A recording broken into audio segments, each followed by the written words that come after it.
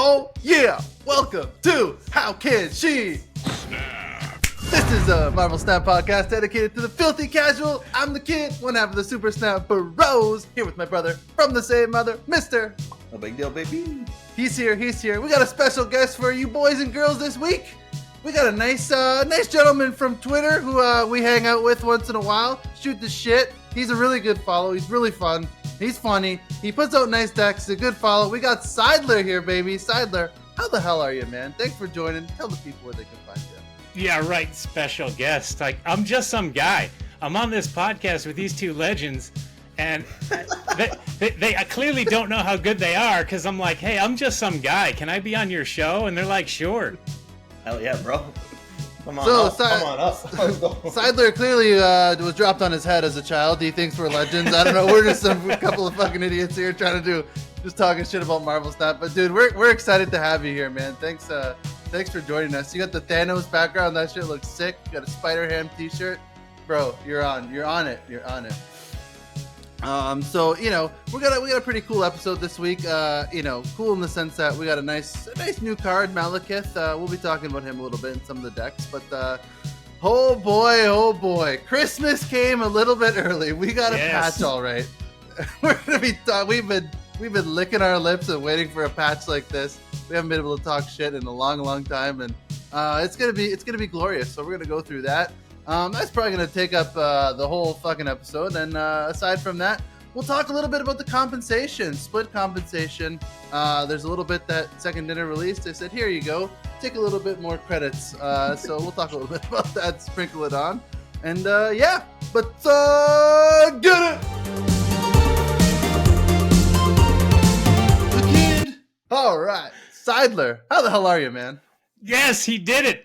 I get so excited. This is the best intro of any podcast. I listen to like professional studio level podcasts. They don't have an intro that good. And I still get all giddy like, oh, here it comes. Like the Bart Simpson meme, like, oh, say the line, kid. Oh, thank you. I think that's great. Yeah, it just evolved over time, man. I don't even know. Like I found this weird like retro synth free like music. I'm like, this is kind of cool. And then, I was learning to video edit, and I'm like, I can maybe do something like this, and I don't know. I was just fucking around, and probably had a few beers one night, and it all came together. So, well, that's the way to do it. Yeah. Cy, did you ever notice the Thanos snap thing? That was about 30 eps in. The kid had this crazy idea. Did you ever notice that? Do you watch on YouTube or do you listen on? No, I just like Apple Podcast. Okay, yeah. Usually okay. while I'm at work. Your audio listener. That's good. I'm happy we read out the decks then, because we do have a lot of audio listeners, so try to service them. Yes, it's very helpful. But yeah, if you are a visual listener, when the kid does the intro and he goes, "Let's get it," and what did it say? How can she snap? Oh, that's what it is, kid. When he says welcome to How Can She Snap? It shows me and the kid, and then part of the time, one of us gets Thanos snap. Another part of the time, both of us get Thanos snap, and then sometimes I think we both survive as well. So it's basically just 50-50. 50-50. I didn't describe it that good, but there is a little bit of RNG in the intro too. If anybody is a new listener and they haven't picked up on that, look out for that if you listen on YouTube next time. yeah. If No Big Deal pisses me off during the week, I kill him off in the next episode. So. Yeah, I strangely seem to be disappearing like more than the kids. The statistics are a little lopsided, but sometimes it's self-deprecating. So Mr. Stark. Yeah, that's great. But yeah, I don't know. No big deal. How are you, man? How are you liking this week in Snap? The kid. I mean, I feel like October we were in this dystopian AI generated world where I don't know what happened. I think like Glenn just wanted to spend some time with his kids on Halloween. So Glenn Jones, I think what he did, he didn't say this, but this is what I think, and you can't tell me otherwise. I think he went on vacation for a month, and I think they got the AI to try to balance the game with OTAs. Like I don't know. It's like whoever was balancing the game in October, it was this weird like bizarro land where none of the OTAs made sense. There was just weird changes that they were so strange and like had nothing to do with the meta. There would be a deck that was like good for 3 days, 3 weeks ago, and then like 3 days, like 3 weeks later, they would nerf the shit out of that deck, but like completely ignore all the best decks in the game currently. And even though that deck would like have naturally already fallen off at that point, I think Glenn's back. I think we're back, baby. This is a Glenn Jones patch. The boys back. The boys are back in town. We got real balance in the game again. Yes, in fact, can I put on my tinfoil hat? Tinfoil hat theory time. Yeah. Early in the days of Marvel Snap, for people who were playing, the balance patches were, I mean, they were fine. I don't mean to come down too hard on them, but they were not what we started getting when Glenn Jones came in. It started to kind of go downhill when they weren't able to deal with Shuri, because they would do things like nerf around the problem. They kept hitting Red Skull instead of hitting Shuri. Glenn Jones came in and suddenly he's like, no, Shuri's the problem. We're going to change Shuri. Made changes that surprised us. Like not what the players wanted, what we needed, what we didn't even know that we wanted. Like he showed that he is better than anyone at what he does. And that has not been the case for the last few months. And we know that Second Dinner started working on another game about a year ago. They were talking about it. They were hiring for it. So if you think they started developing another game a year ago, it could be at the part in its development cycle where they need some balancing. And I'm wondering if Glenn got pulled off to work on that. And all of a sudden he's back, baby. And the OTAs make sense again. Yeah. If I could add to the tinfoil hat theory a little bit, you know, why would he come back? Why wouldn't he keep working on the other game? Well, I think we had the Pokemon Pocket just come out, right? And we've had the Bazaar just come out. And now there's a little competition. Now there's a little competition in the streets. Maybe Marvel Snap's sweating a little bit. Maybe they're not keeping people into the daily mission loop like they would hope. Like they, you know, kind of had everybody trapped in the monetization cycle. And they say, well, what if I go try out Pokemon Pocket? Because I don't go on Twitter too much, but I see a lot of these guys are talking about Pokemon Pocket. A little bit of Bazaar too. And I played a little bit of Bazaar. That game's sick, by the way. And so, I don't know. Maybe it's like, hey, Glenn, like, forget that old game. Like Marvel Snap's our main sauce, our main cash cow. You need to come back. We need to save the game. I don't know if it's saved yet, but at least it feels like a Glenn Jones patch, to your point, Si, like where they used to feel. Oh no, like, Glenn, get back here. What do we do? Yeah, he's back. He's all the way back. I think too. Also, maybe with all the competition coming out, that's maybe why they're like, oh yeah, let's keep these broken ass fucking season pass cards like Surtur and Agent Venom the last 2 months, so people buy them so they can continue to, you know, their cash cow. But I'm not complaining. They were fun cards. So, but yeah. What do you guys think of this card, Malekith? This week, 4/6 on reveal, add a 1, 2, or 3 cost card from your deck here, but don't reveal it until the game ends. I think he's pretty fun and pretty good. I've like weirdly, I haven't played this deck in a while, but my favorite deck to play him in is Arishem right now. You know, and I'm not like a Arishem game. I haven't really played since the card came out too much, but the nice thing with Arishem is you don't have to put any 1-drops in your deck naturally, right? You start the game with 2 energy, right? So why would you even put a 1-drop in your deck? So the only 1-drop you would pull out would be randomly generated by Arishem to begin with. And you get a lot of good cards. Like, I mean, I didn't really, post my deck list or anything, but like my 2 drops that I'm running are Shadow King and Grandmaster, and then a bunch of generic good 3s. So if Malekith pulls out Shadow King is reveals last, so that's really good, and he's a base power 6.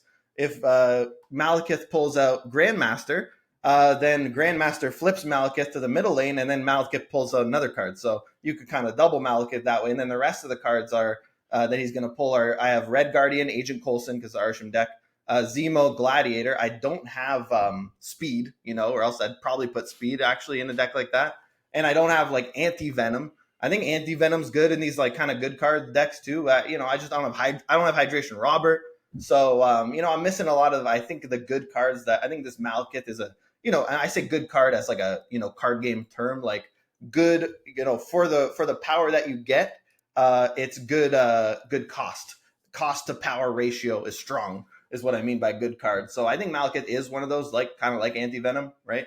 And so I've been having a lot of fun with the Arishem list, and I did a little bit of Big Dick Wiccan too. Big Dick Wick, because the Quicksilver you can't pull Quicksilver because he starts in your hand. So, it's like you actually get an advantage off of Quicksilver because you don't want to pull Quicksilver with your Malekith. Then it's just a vanilla 4/8. Like, may as well just fucking play Hellcow. But, I mean, it's not 4/8 anymore, but still. So yeah, that's where I've kind of been messing around. I actually like him a lot in the Arsham deck. I've been playing a little bit of Namora, a little bit Emperor Hulkling, Emperor Copeling, for fun, because I feel like if everyone's going to play Goliath anyway, I may as well just have 12 power instead of 10. And so that's where I've been dicking around. But what about you, Sai? How do you feel about the Malekith? Arasham, NBD, you crazy. We know you like the RNG. What happens when he pulls out Carnage? Has that happened? Hey man, at least you could see it, right? At least he shows it, right? So you could hit the old retreat button.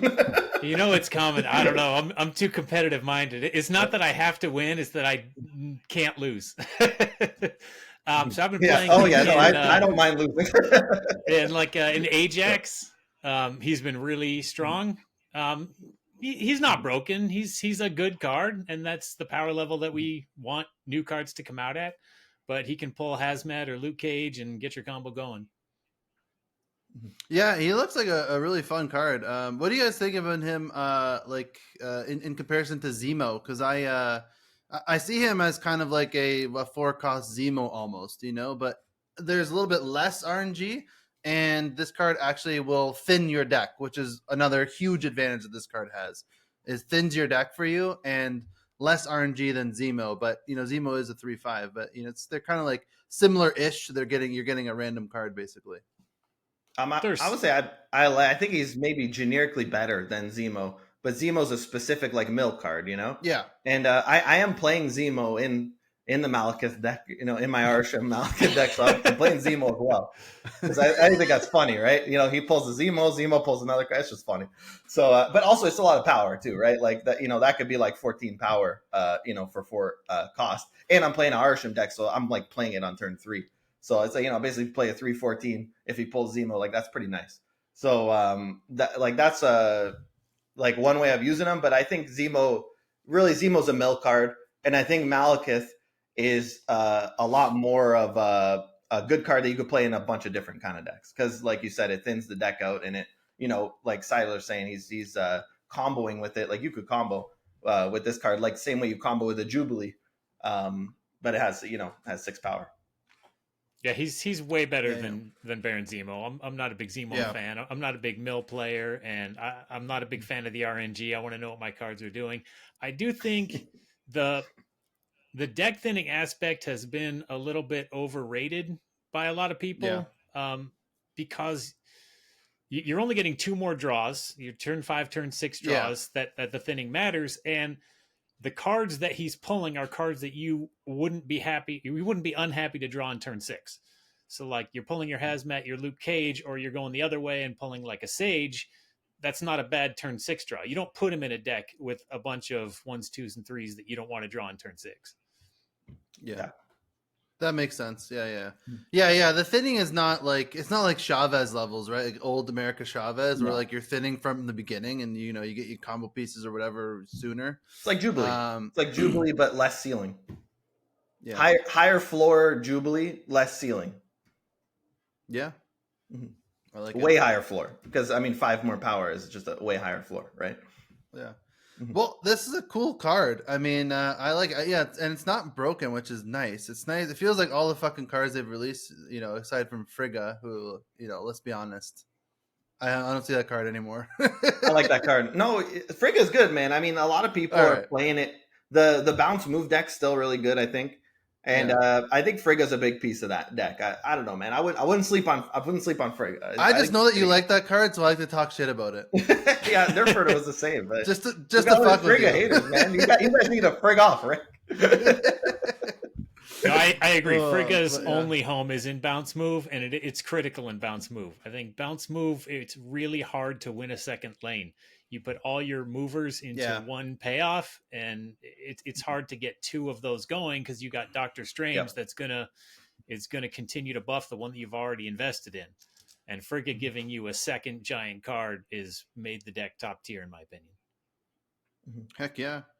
Yeah, and if I'm gonna be a little forward thinking, we got Christian Bale coming in a couple weeks, Gore, and I think that's going to be an essential part of Frigga, Mr. Negative, Mrs. Frigative. So, if you're going to play a little Mrs. Frigative deck, and I know, Cy, you don't like the RNG, that's definitely an RNG kind of deck, but you copying a zero cost gore, 0/0/0/20 that you get 2 of. I mean, that sounds pretty good to me. I'm just saying. I do have a soft spot in my heart for Mr. Negative. It's not good, but I love that card. So I like the way you think. Yeah, try it with Frigga. I've been playing. Bro, Frigga. that's going to be a 0/30. Never mind a 0/20. Yeah, it's going to be a 0/6. Frigga's an on reveal, so that's another 2. She's an on reveal for gore. It works. It all works. Dude, it's going to be 2 0/30s. It's going to be insane. It's great. It's going to be back to blob meta. All right, let's talk about some of the decks, man. Let's talk about some of the decks that we... No big deal. You want to talk about this deck? Yeah, I mean, this deck's pretty sweet. I mean, I stole it off Cam Best channel. He gave the credit to Gamers Snap, so shout out to him. I never played one of his decks before, but I mean, it's the kind of shit I like to play. It's just a Scream deck. There's nothing too crazy about it. It's a Scream deck with really small costs all around, so you could kind of spam cards. No Magneto, no Goliath, none of this kind of big shit at the end. It's just a bunch of little guys squirming around. And, you want to clog one lane, win the other lane. You have Juggernaut to do that. So the deck list is Kingpin, Daredevil, Kate Bishop, Scream, Cosmo. I put Debris in the actual deck made by Gamers. This is Hydration Robert here. So I figured either Green Goblin or Debris here. I think Debris is nice because she gives you an option to move shit with Polaris. So you put a bunch of rocks. And then if sometimes... Well, let me finish saying the deck list. So Debris... Juggernaut, Negasonic Teenage Warhead, baby. And then we got Polaris, Spider-Man, Miles Morales, and Stegron. So a lot of time, like you're playing these Scream decks, right? And you're just waiting for your opponent to play something. I just want to sit around and they don't play anything. And then, maybe they play like one card on turn 3 and they're just kind of setting up their end game. So, when you get people like that, I think Debris is really nice. You put a bunch of rocks on the board, then you Polaris one of them over, and they're already almost completely clogged in a lane. So you're going for a full clog on one lane, and you have a few ways to win the other lane. You have Cosmo if they want to combo in that lane, so they want to play something like a Sage, like Sai was saying, like, you just Cosmo that. Teenage Warhead works really good with Cosmo. It's like, okay, no on reveals, and whatever you play is going to die. And then Juggernaut, obviously, is, one of those cards like that could just win a lane.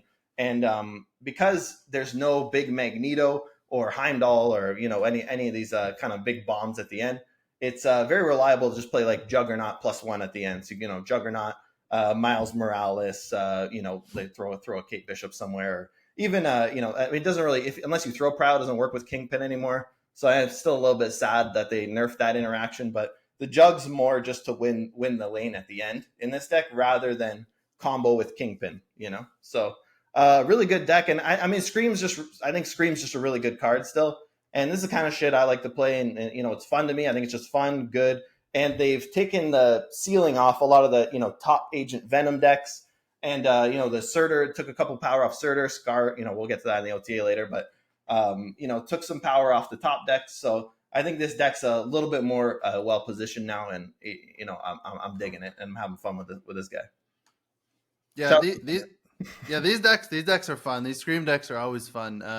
It is nice they nerfed like the top decks because like these decks just like I don't know they couldn't fucking compete.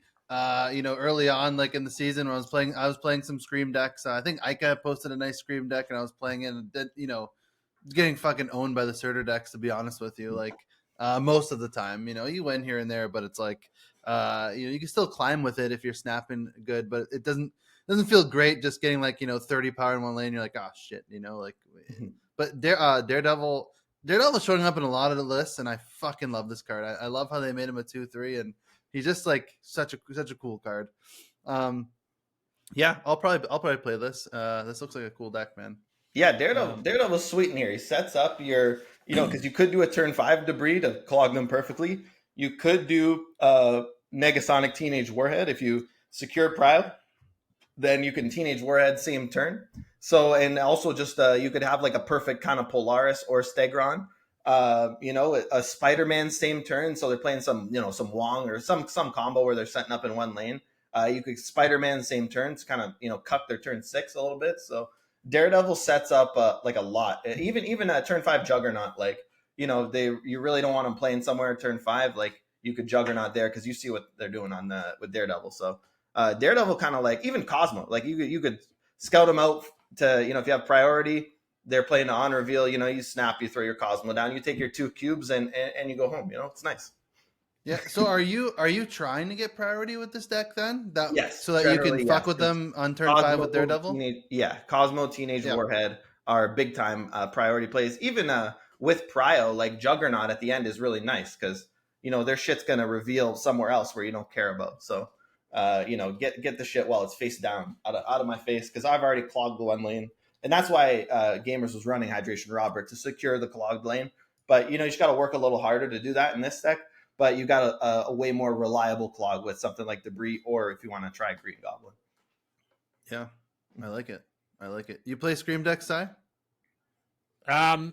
No, Scream is really good when you draw Scream on 2, and otherwise I feel you're a little bit lacking on power. But I like this list. It's spicy. I'm liking the Debris is a nice touch to go with the Daredevil. I could even see a Profex in here. Yeah. Oh yeah, you could play Prof in here, but yeah, just careful you don't move their stuff into the Prof, because if you Prof and then your Juggernaut can hit their stuff into the Prof, you gotta be careful. It'd have to be like instead of Juggernaut, but then pull stuff out of the Profex lane. Yeah, exactly. So yeah, go both ways. So it depends how you want to build it, but yeah, it's a fun deck for sure.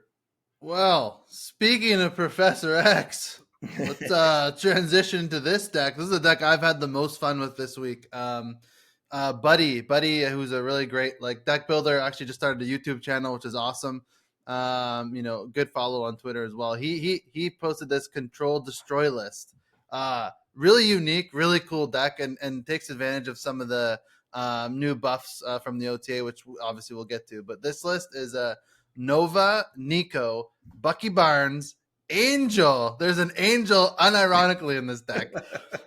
Daredevil, Invisible Woman, Killmonger, Negasonic, Shang-Chi, Atuma, Professor X, and Destroyer. Man, this deck is fun as hell, man. So basically it is just like a kind of like a control kind of destroy deck. Like Bucky is a 2/7 now. So whenever Bucky goes down, if you destroy Bucky with like Atuma or something, he becomes a 2/7. Atuma's you don't want to do it with Atuma, but he becomes a 2/7, and anytime you destroy something, Angel flies out. There's the Nico destroy, the Killmonger. It's pretty sick. So basically, you just want to get 1 lane, and then you could Prof X it, and then you could destroy her another lane, and you basically win. Negasonic helps you steal 1 lane. Daredevil helps you steal cheat out the Prof X on turn 5. And yeah, Invisible Woman, you can throw Killmonger down if you're playing like a bounce list or against a bounce list or something. And then you have the Nova as well. It's just a lot of hidden power, and it's just like a really unique kind of really cool deck. Where it is kind of like not really a lockdown, but kind of like a lockdown, and I don't know. It's pretty awesome. I'm having a lot of fun with it. I highly recommend trying this list.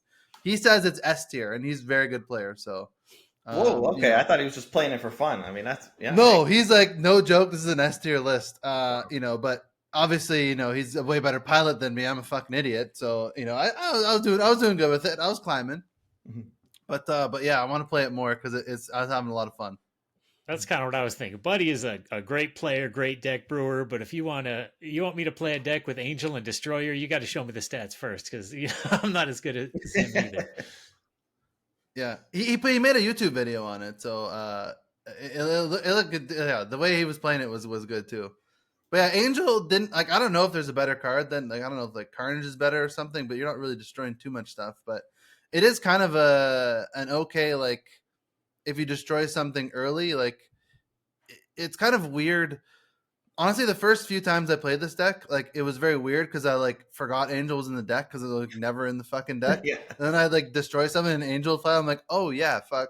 So you got to kind of think about it too, because you don't want to clog yourself when he fucking comes down on a Bucky or something, and then you're like, oh man. But yeah, it's hilarious. But he can replace the Nova and stuff. I don't know. It kind of works. It kind of works. But I'm sure there's probably a better card, but. yeah, Angel. It is funny having an Angel in the deck. Well, there's a lot of tech in this deck too, right? I mean, that's probably why he's thinking it's S tier, right? They're playing a bunch of ones. You got Killmonger. You can hide behind a Invisible Woman. So yeah, I mean, you just have the Invisible Woman Killmonger. That alone is like just really strong right now. Everybody's playing Nico and Hydration Robert, and probably not Silver Sable anymore. But like you just have that. You have Shang-Chi. You can hide your Shang-Chi behind Invisible Woman, and also Professor X. Like Professor X just, like you said, it just shuts off so many combos, right? You know, they're trying to set something up in the lane, you slam down the prof, even on the Atuma lane, whatever, and that thing's just locked down. So it's pretty cool stuff. And the Daredevil with the Prof X too, obviously, it's just an all time classic combo. Yeah, it's nice too when you like have Negasonic in a lane, and then like they avoid that lane, and then you can scam another lane other than the Negasonic lane with Prof X because you have Daredevil, and then they're fucked. So Yeah. it's like Yeah. it's really nice. And then like a lot of times too, people aren't like accounting for a Destroyer. Like the motherfucker's 16 power. Like he's really good. He's back. Yeah. And also too, like if you haven't busted Bucky and you haven't had Angel as well, and you play Destroyer at the end, like that's 10 like surprise power. Like that's a 7 and a 3 coming in that lane that they weren't expecting, you know? It's kind of cool. So yeah, I don't know. This list, I was having a lot of fun with it. It's just really unique, you know? So anyways, yeah. That's one. Shout out to Buddy. I always thought it was pronounced booty for some reason. Maybe it is. I don't know. I don't fucking know. No, it's probably not. I'm probably just a fucking idiot. Yeah. This is a buddy. Another. I've been just grinding these buddy lists. Anything with Daredevil, basically. This is a Thanos list that he posted too. This is pre-patch Thanos, I believe. But he said this list. He posted this list I think like a week or so ago, and he said it's better now after the patch. So it's Psylocke, Daredevil, Marvel Boy, Cosmo, Phastos, Surtur, Atuma, Crossbones, Call Obsidian, Prof X again, Scar, and Thanos. So it's like a big boy Thanos list. So, just get out your big boys. You can scam with Prof X, Daredevil, Marvel Boy for the stones, and off to the races. It's pretty sweet. But yeah, this deck I do try out. Marvel Boy's been really good. Marvel Boy's sick, man. Like he's still, even at a 3-1, like people just don't account for this card, man. He just gets so much sneaky power. It's like, it's kind of great. Yeah, Marvel Boy's insane, and I mean we're gonna talk a lot more about this deck when we talk about the OTAs, because I mean there's this deck looks a lot different after Glenn Jones got off his ass and decided to balance his game. Got off the couch. Well, Sai, you got any decks? You got like a Malekith deck? You got any what decks you playing this week? What's your favorite? Not really. I'm just kind of bouncing around, seeing what works. Trying to hold on to the top 800. Yeah, not doing that well. Hey, that's a lot better than me. Hey, yeah, you still got the top 800. That's pretty good if you ask me. I've never been top 1K, so. Yeah, oh really? Yeah, the alliance that I'm in. Shout out Freaks at Kitchen. You have to be in the top 800, so I'm trying to stay on. Oh, there you go. Yeah, no. Our alliance is the opposite of that. Ours is like, if you play this week, it's cool. If not, then whatever. Yeah. No, these guys are monsters. We got like that's great. Crazy Sherry Enjoyer, Black Betty. So anyone at the top is you recognize these names. Yeah. Oh, that's crazy. That's awesome. That's really good. Competition's nice. It's good. I would be remiss if I didn't talk about this deck, because this deck's been kind of like top of the meta. For a while. I forget. I don't know who made it. I forget, but it's a big dick wick deck. I call it top dick. Maria Hill, Quicksilver, Mirage, Shadow King, Cable, Kate Bishop, Surtur, Shang-Chi, Wiccan, Arrow, Eliath, and Magneto. This deck, a lot of people are playing this deck. So, if you see this deck out there, here's the list. Unironic Mirage, which is kind of cool. Kind of like that, but this was a cool deck as well. Yeah, gotta play a 2-on-2. If you wanna get the big dick wick on curve, you gotta slam the 2-on-2. So that's pretty cool. I like this because it's like Surtur deck, but it's not using Scar. So you're not relying on I gotta get a 10, I gotta get a 10, I gotta get a 10. So it's kind of just like if the Surtur, if you slam a couple 10s late in the game, you get them up to a 3-10, you're happy with that. Yeah. So anyways, this week pretty cool. Let's let's just get into it, boys. Let's just get into it. I'm I can't wait anymore. I want to just talk about this stupid. All right, there we go. Here we go. November 14th. Well, Balanced patch. first, can I share my notes about the patch? Oh hell yeah! Yes. Hell yeah, bro. All right, that's all of them. Go Let's move for it. on to the OTA. Oh. You cut out. I don't know if did you say anything. I didn't hear you. No, there's nothing to say. Oh, There was no Good, patch. perfect. What happened? What was that? The patch. Yeah, the Oh, patch. the patch. Yeah. Oh, good. Holy, I'm like, did you cut out? I'm like, fuck, did I miss something? I'm like, no, but I'm just an idiot. I'm sorry, dude. Yeah, the patch was a whole lot of fucking nothing. Yeah, I think that's what they want, right? I think they're just they're shying away from balancing stuff on the patch and just saving them all for the OTAs. They've like slowly kind of done that, and this one. I get that, but where Go are the ahead. features? Where are the bug fixes even? That you click on your opponent and it shows your alliance logo until you click a little deeper and then you see theirs. That one fucking pisses me off a lot. I don't know why, but it really bothers me. It's been like 3 seasons and they haven't even addressed it. It shouldn't bother me because it doesn't matter, but I don't know why. I just like see them like, you're not in my fucking alliance, bro. Every time, it's what am I got? Oh no, it's not. I'm like, you do not have a shitty toilet logo. Not everyone has that. Like, that's There's a lot more toilets than usual for sure. Yeah. Not everyone bullshit. should have this fucking toilet logo. Yeah. Right? Like no one wants this. We're the idiots that have it. Yeah. But yeah. All right, sorry to No, you're derail right. for Be a nice joke if that there's didn't something. land. Let's get into it. No, No, I got bro, it. But again, the kid just. It's not your fault. I'm an idiot. I'm sorry, dude. All right. This balance patch here it is. Just they're saying a company holiday overlaps what would be the next OTA for November. So this week's update will be something special, and boy, oh boy, it is. Oh, company holiday. I called that one last month. Thanksgiving. No, they're saying this Thanksgiving is coming up, so they're not going to do a balance patch next week, I think. Sure. They said our goal is to knock a few of the top decks back down to earth and provide some interesting tweaks. Keep you all occupied in the coming weeks.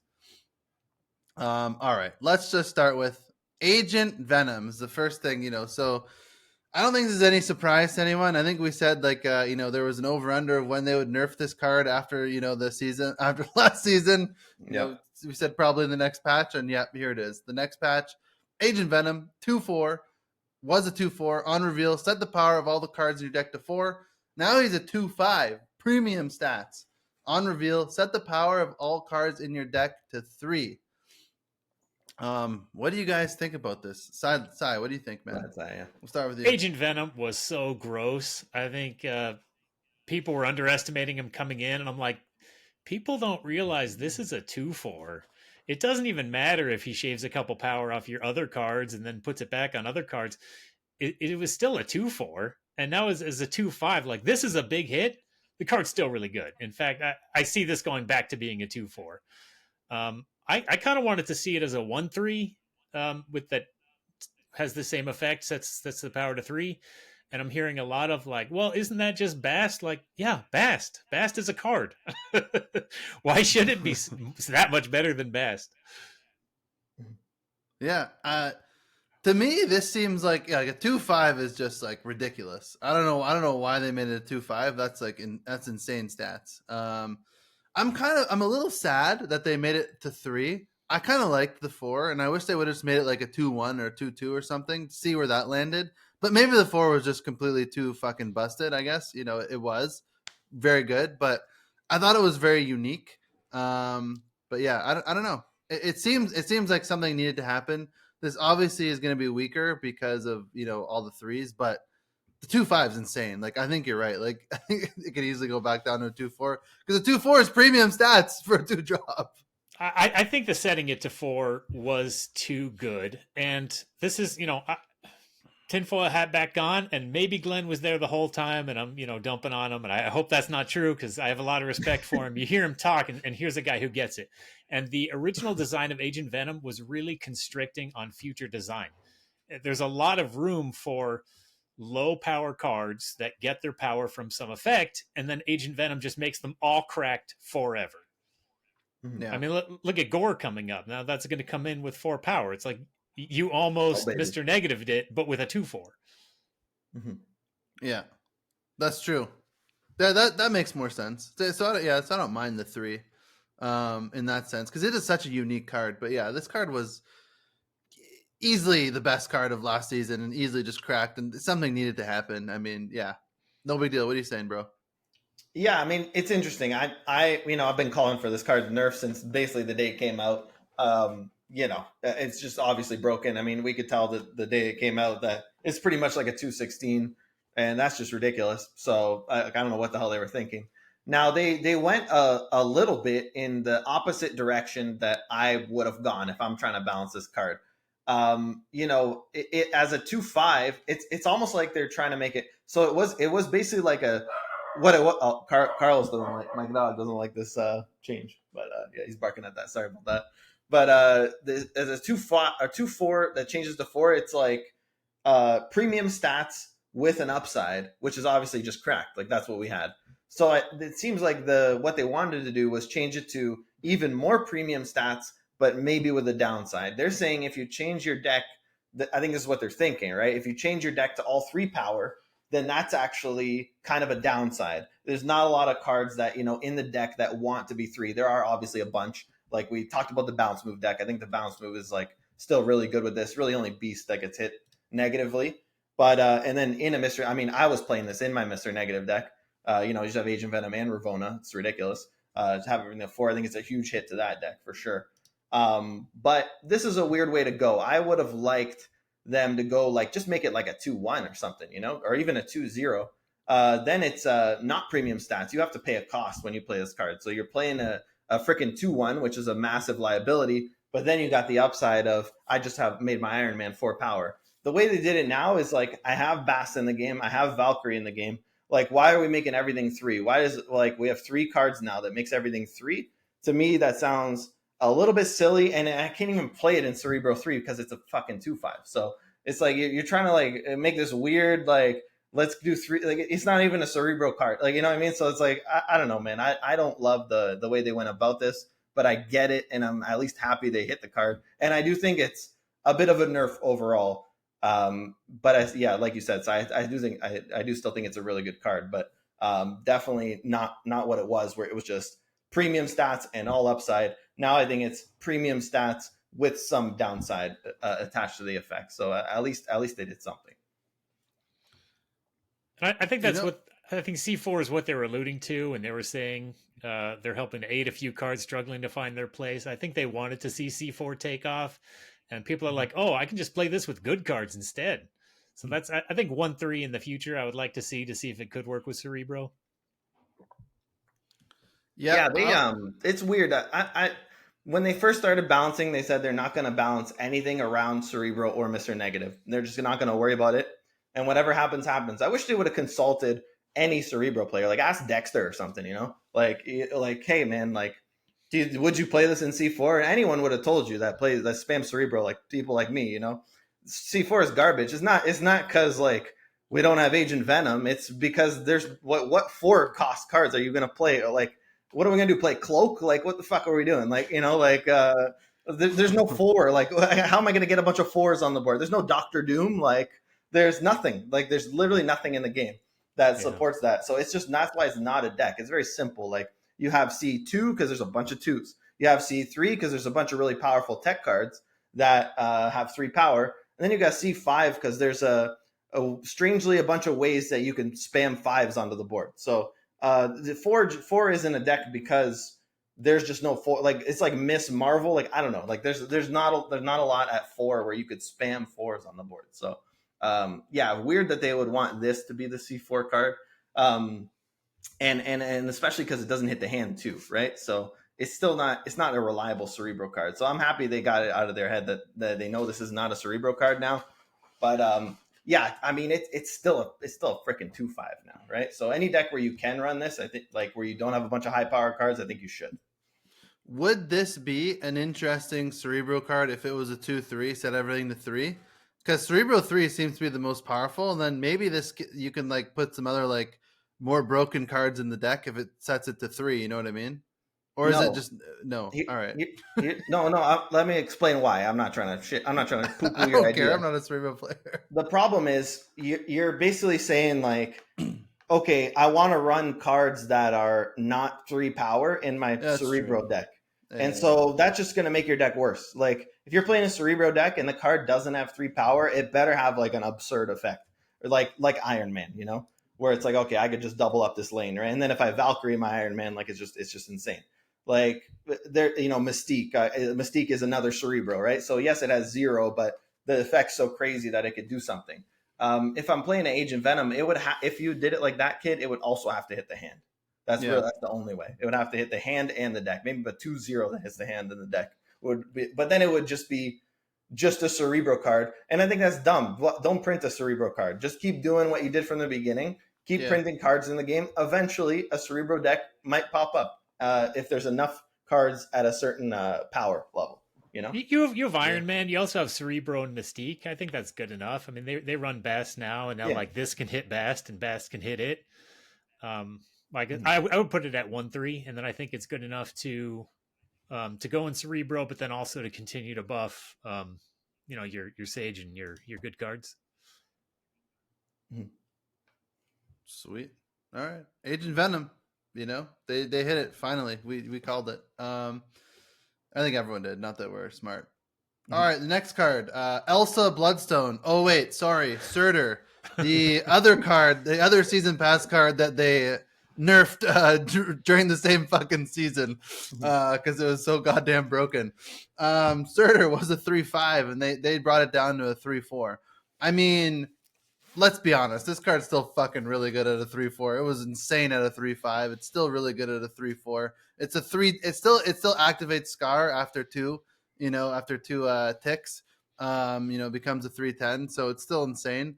But yeah, it's just, you know, there was no need for this card to be a 3/5, especially when Cyclops is a 3/4. You know, so yeah, that's all I gotta say. Is just think there was no need for it. They hit their quota for season passes in the first 2 weeks with this card, and they're like, all right, we can nerf it. I like the card. Scar decks What do you guys really think? needed a 3/10, and it's hard to Yeah, design yeah, a yeah, 3/10 that doesn't just go in any deck. But then you read it, you're like, wait, this is a 3/11. Why? Mhm. Like Yeah. it clearly just No, had I agree one, with you. I like the card. it just had one too many power. And then have you had the experience of this is a 3/11 going into turn 6 and you dodge Prio and they Shadow King you and then you get it back up to 3/11? You're like, what are we doing?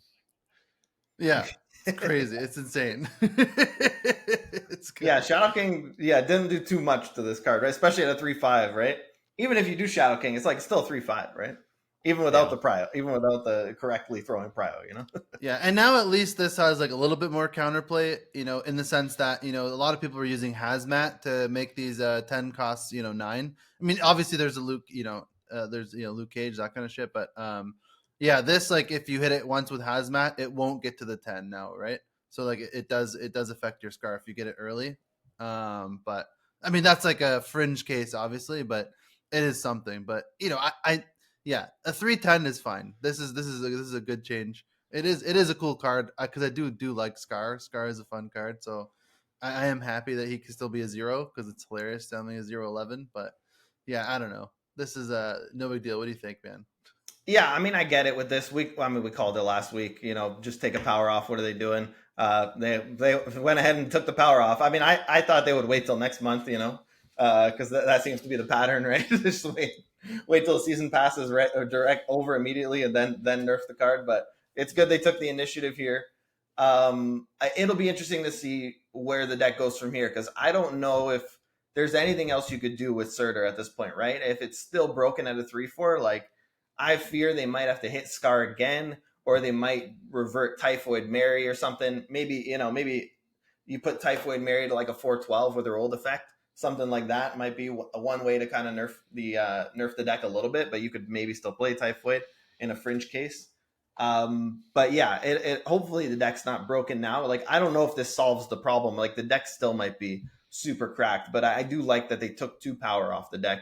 That's all you can do. I mean, it's a points deck, it's a power deck. So I said this with Hela from the beginning. Just take power off the Hela. They never wanted to do that. It's just a very simple.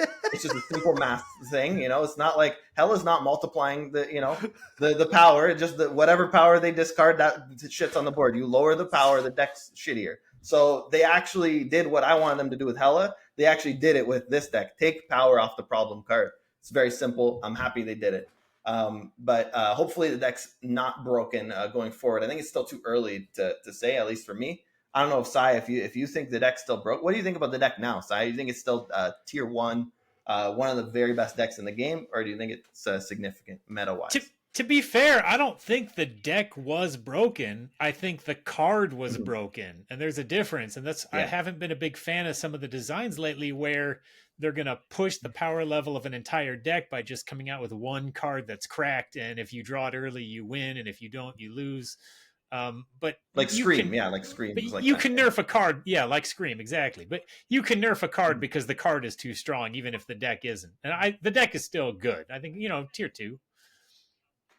It's very consistent. Yeah, well, that's good. That's good then. If it settles at tier 2, then I guess that's a good thing, right? I think so. I mean, it was never coming up at the same points as like Bounce Move or some of these combo decks, but. Yeah, but you have to be good to play those decks. You don't have to be good to play these Cydler decks. True. I mean, like, no offense. Like, I'm not saying like, you do have to be very successful with them. You have to be good, but like Bounce Move, you have to actually use your fucking head, a few times. Yeah. Because you can easily screw that up by like, filling a lane when you try to Iron Fist your Human Torch and you're like, fuck, stuff like that. This, you just big points, play points, in lane, win. So these are a lot easier to do well with than the Bounce Move, but at the top end, the Bounce Moves are way fucking better. That's why Madam Web is a good card for top players, but for mid-ass players like me and No Big Deal, we're like, all right, yeah, she's good, but she's not like broken. Yeah, I mean, I'll throw her in, but I'm not doing a whole lot with her. Yeah, we don't know what the fuck we're doing. That's why, but she's a great card for top players. So, because you guys actually are good at the game. So. But yeah, I just think it's really funny that we have like the biggest OTA in history, and No Big Deal still finds a way to talk about Hela, who's not mentioned once in this fucking OTA or badge. Well, no big deal. I feel so bad for you. I don't understand why people hate Hela. I mean, I don't want to go on a tangent, but like 2-drops are so strong, and you can play 2-drops on any turn, and people just hate losing to 6-drops, and I don't understand why we can't have good 6s. And Hela, I think there's something to be said for, this 6-drop, it invalidated my game plan. Well, guess what? When they copy their 110 Human Torch, that invalidates your game plan too, but you see it coming. But Hela, you do see coming. So I don't know why that can't be a 51% deck. Yeah, I agree. It's all good, man. Hey, I'm at peace with it. I'm at peace with it. Doesn't seem like it. Sometimes I just gotta, you keep going. Get my shit off. But I'm good. I go to bed. I sleep at night. It's okay. All right, Cydler, good change. Like that needed to happen, man. Scar. All right, so they hit Scar. They took a point off Scar, and this is the second power that No Big Deal was talking about that they hit with this deck. He was a 6'11", now he's a 6'10". Sure, I think it's fine because he ends up being like a 210, 010, a 410. Like he's still a pretty good card, especially with Cydler. Which if Cydler didn't exist, this change is dumb. But because Cydler exists and it's another way for Scar to activate, which is what he needed, like you said, Cy, like he needed a reliable 3-drop. Like before you could cope with like Forge and Gladiator and like the old like Big Dumb Idiot decks, kind of stuff like that, and hope and pray that you get a 310. But this is I think it's a good change, just because of how, like you said, how consistent the deck is, and it just takes power off this points deck. So I think it's a pretty good change in my opinion. I'll jump ahead your side. Just I don't agree, kid. I don't like this change. Okay. I think this is a bad change in my opinion. Here's the thing with Scar. Scar came out. I think it was in January. It was the Thanos season. And Scar at a 6'11" has never been a broken card, in all of the history of Marvel Snap. Like, I think Scar is a really cool card. and he's fun to play, and he's fun to, you could do, like you brought up the buddy Thanos. I like to play him in Thanos too. You don't have to play. I don't like the idea of let's pigeonhole everybody into having to do this big dumb idiots deck where we play the 3, then we play the 10, then we play the 10, then we play the whatever plus the Scar. We don't have to pigeonhole everybody into here's the deck you have to play, here's the 12 cards you have to play. I like the idea of Scar just being a 6/11. I don't think he was ever broken at a 6/11. This card has existed no problem in Marvel Snap. When we had the Thanos meta, it was not, Scar was like the 10th best card in that deck. Like it was like Prof X, and like there was some degenerate shit going on with these crazy Thanos decks. Like Scar was just a nice little piece you could throw in at the end, just a little bit extra power. But I don't think Scar ever did anything until Cydler came out. And so to me, it is Cydler that would be the problem. It is the fact that you just moved Typhoid Mary to be a big dumb idiots card instead of an affliction card, instead of a 0 Shuri Red Skull card. You're giving all this deck specifically a bunch of support, and I just don't understand why. And I don't understand why Scar has to pay for the sins of Cydler. I don't like balancing the game like that. I do think this is kind of like they did things in the past where they're beating around the bush, and I don't think Scar was ever the problem, including now. So I actually don't like this change personally. I can kind of see it both ways. I don't know that the 1 point was necessary, but it's also not that big of a deal. But we have Cydler now. We have Zabu to bring down another 3/10. So this was coming down as a 0/11 a lot. So I can see both sides. Yeah, I can see your side too. Like Scar was never broken until he's not even broken now. It's just they got to take the point. Like they want to just tone down this list basically. What else would you have done? I would have hit Typhoid. I would have put Typhoid to 4/12 and give her old effect back. I don't think she needs to be a BDI card. This makes no sense. Like the design choice to make her a big dumb idiots card when we fucking have 3 other ones. We have Call Obsidian. We have Crossbones. We have what's the other one? Attuma people are using. Yeah. So we literally have 3. Why do they need a 4th fucking 4/10 that does the exact same thing? We have 4 cards in the game that do the exact same thing. I thought Typhoid had a really cool effect always. I thought she was a cool card design, but she's always been just undertuned. Like her numbers were shit compared to her effect. She had a little bit of time in the sun with these Sauron decks, but that was back when we didn't have nearly as much power creep as we do now. Like playing a 4/10 back then was amazing. And so I actually like the idea of Typhoid Mary. Like I would like it if you could play Typhoid Mary in an Ajax deck. Like maybe you're using the negative power to do something. Maybe you make it a -2 and you fucking Viper it over the other side or something. I don't know. I think there's some interesting shit you could have done with Typhoid Mary. Why is she a BDI card? Let's bring her 4/12 with her old effect and see what happens before we take power off Scar, which was a really cool card. And I actually like that it was a 0/11 side. Like I'm into that. To me, that's some hella shit. That's some ceiling. Like, hey, I hit my ceiling, I hit my combo. Here's my 0/11 as my reward for drawing my combo, snapping, and all that stuff. I like that it was a 0/11 sometimes, but I don't think it should be as easy to get to the 0/11. I completely agree about Typhoid Mary. Glenn Jones has talked about you don't balance by taking away what makes the card interesting. And I feel like that's what they did with Typhoid Mary. And it's the kind of design or balance changes that I don't think you didn't see before the last couple months with Glenn Jones. Another one is Agatha. Agatha was a really exciting card, and then they took away half of what made it exciting, and it's like it was Agatha half the time. Like, what are we doing? That's true. Yeah, actually, that's a good point. Like Typhoid Mary is a better card now, but it is less interesting. That's true. Yeah, it would have been nice if they leaned into her affliction. That would have been kind of cooler, actually. Yeah, her making everything a -2 is kind of interesting as well. But maybe like a 4/13 or 4/14 -2 everything, right? Like that would be a cool, fun, interesting card, right? Yeah, to be like throwing like an Ajax deck and stuff. That is kind of cool. Yeah, you're right. Yeah, they make a little. Yeah, all right. I like it. The 11 was good as well. Like you do like that 1 point with the Scar 11 has mattered to me a lot of times, like recently and in the past as well. Like going over the top of like an Eliath or something like that. Like you get that 1 extra point, like because there's a lot of like 10 cost cards in the game. That 1 extra point actually mattered a lot. So I don't know. Yeah, I mean, it just irks me a little bit. It's like with the Shadow King. Like, same thing with Shadow King. Shadow King was great at 2-2. I thought they did a great job with Shadow King. They had the old Luke Cage change that made it so, you can't just Luke Cage Shadow King and you're just like kind of GG against everything. And they moved Shadow King to a 2-3, and it's just like fucking stupid. Like, what are we doing? It was great at a 2-2. I think Scar, they actually nailed it on release. It was a 6-11. Like, this card's always been borderline playable throughout its entire history. And now it's like 1 week of a good deck. And instead of actually hitting the broken cards, like we hit Scar, we have all this history of this card like being totally fine. So yeah, I don't know. I don't love it. I mean, it's again, it's 1 point of power. Is it going to make that much of a difference in the grand scheme of things? Probably not. It's more just the principle that makes me a little bit upset. But what can you do? If they're gonna do 13 fucking changes every OTA, I'll take a couple ones that I don't like.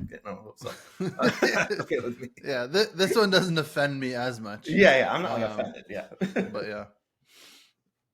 All right, Silver Sable. This one was, this is one of the best one drops in the game. They took a little hit to her. She was a 1-1. Now she's a 1-0, and they basically just say Silver Sable is like one of the more dominant one costs in the game, and she was just like played everywhere because she was so good, especially bounce. So yeah, now she's a 1-0. I think this is a fine change, I guess. Especially if you're in bounce, right? She's like effectively a 1-4 if they play the card that you hit. So I think it's okay. In bounce, she's still really, really good. In other decks, I think that you choose a different card. Maybe not. I don't know. But I think this is an okay change for her because she was like pretty clearly like we can put her in every single deck. Go for it if I need a 1-drop. What do you think about Sable, Si?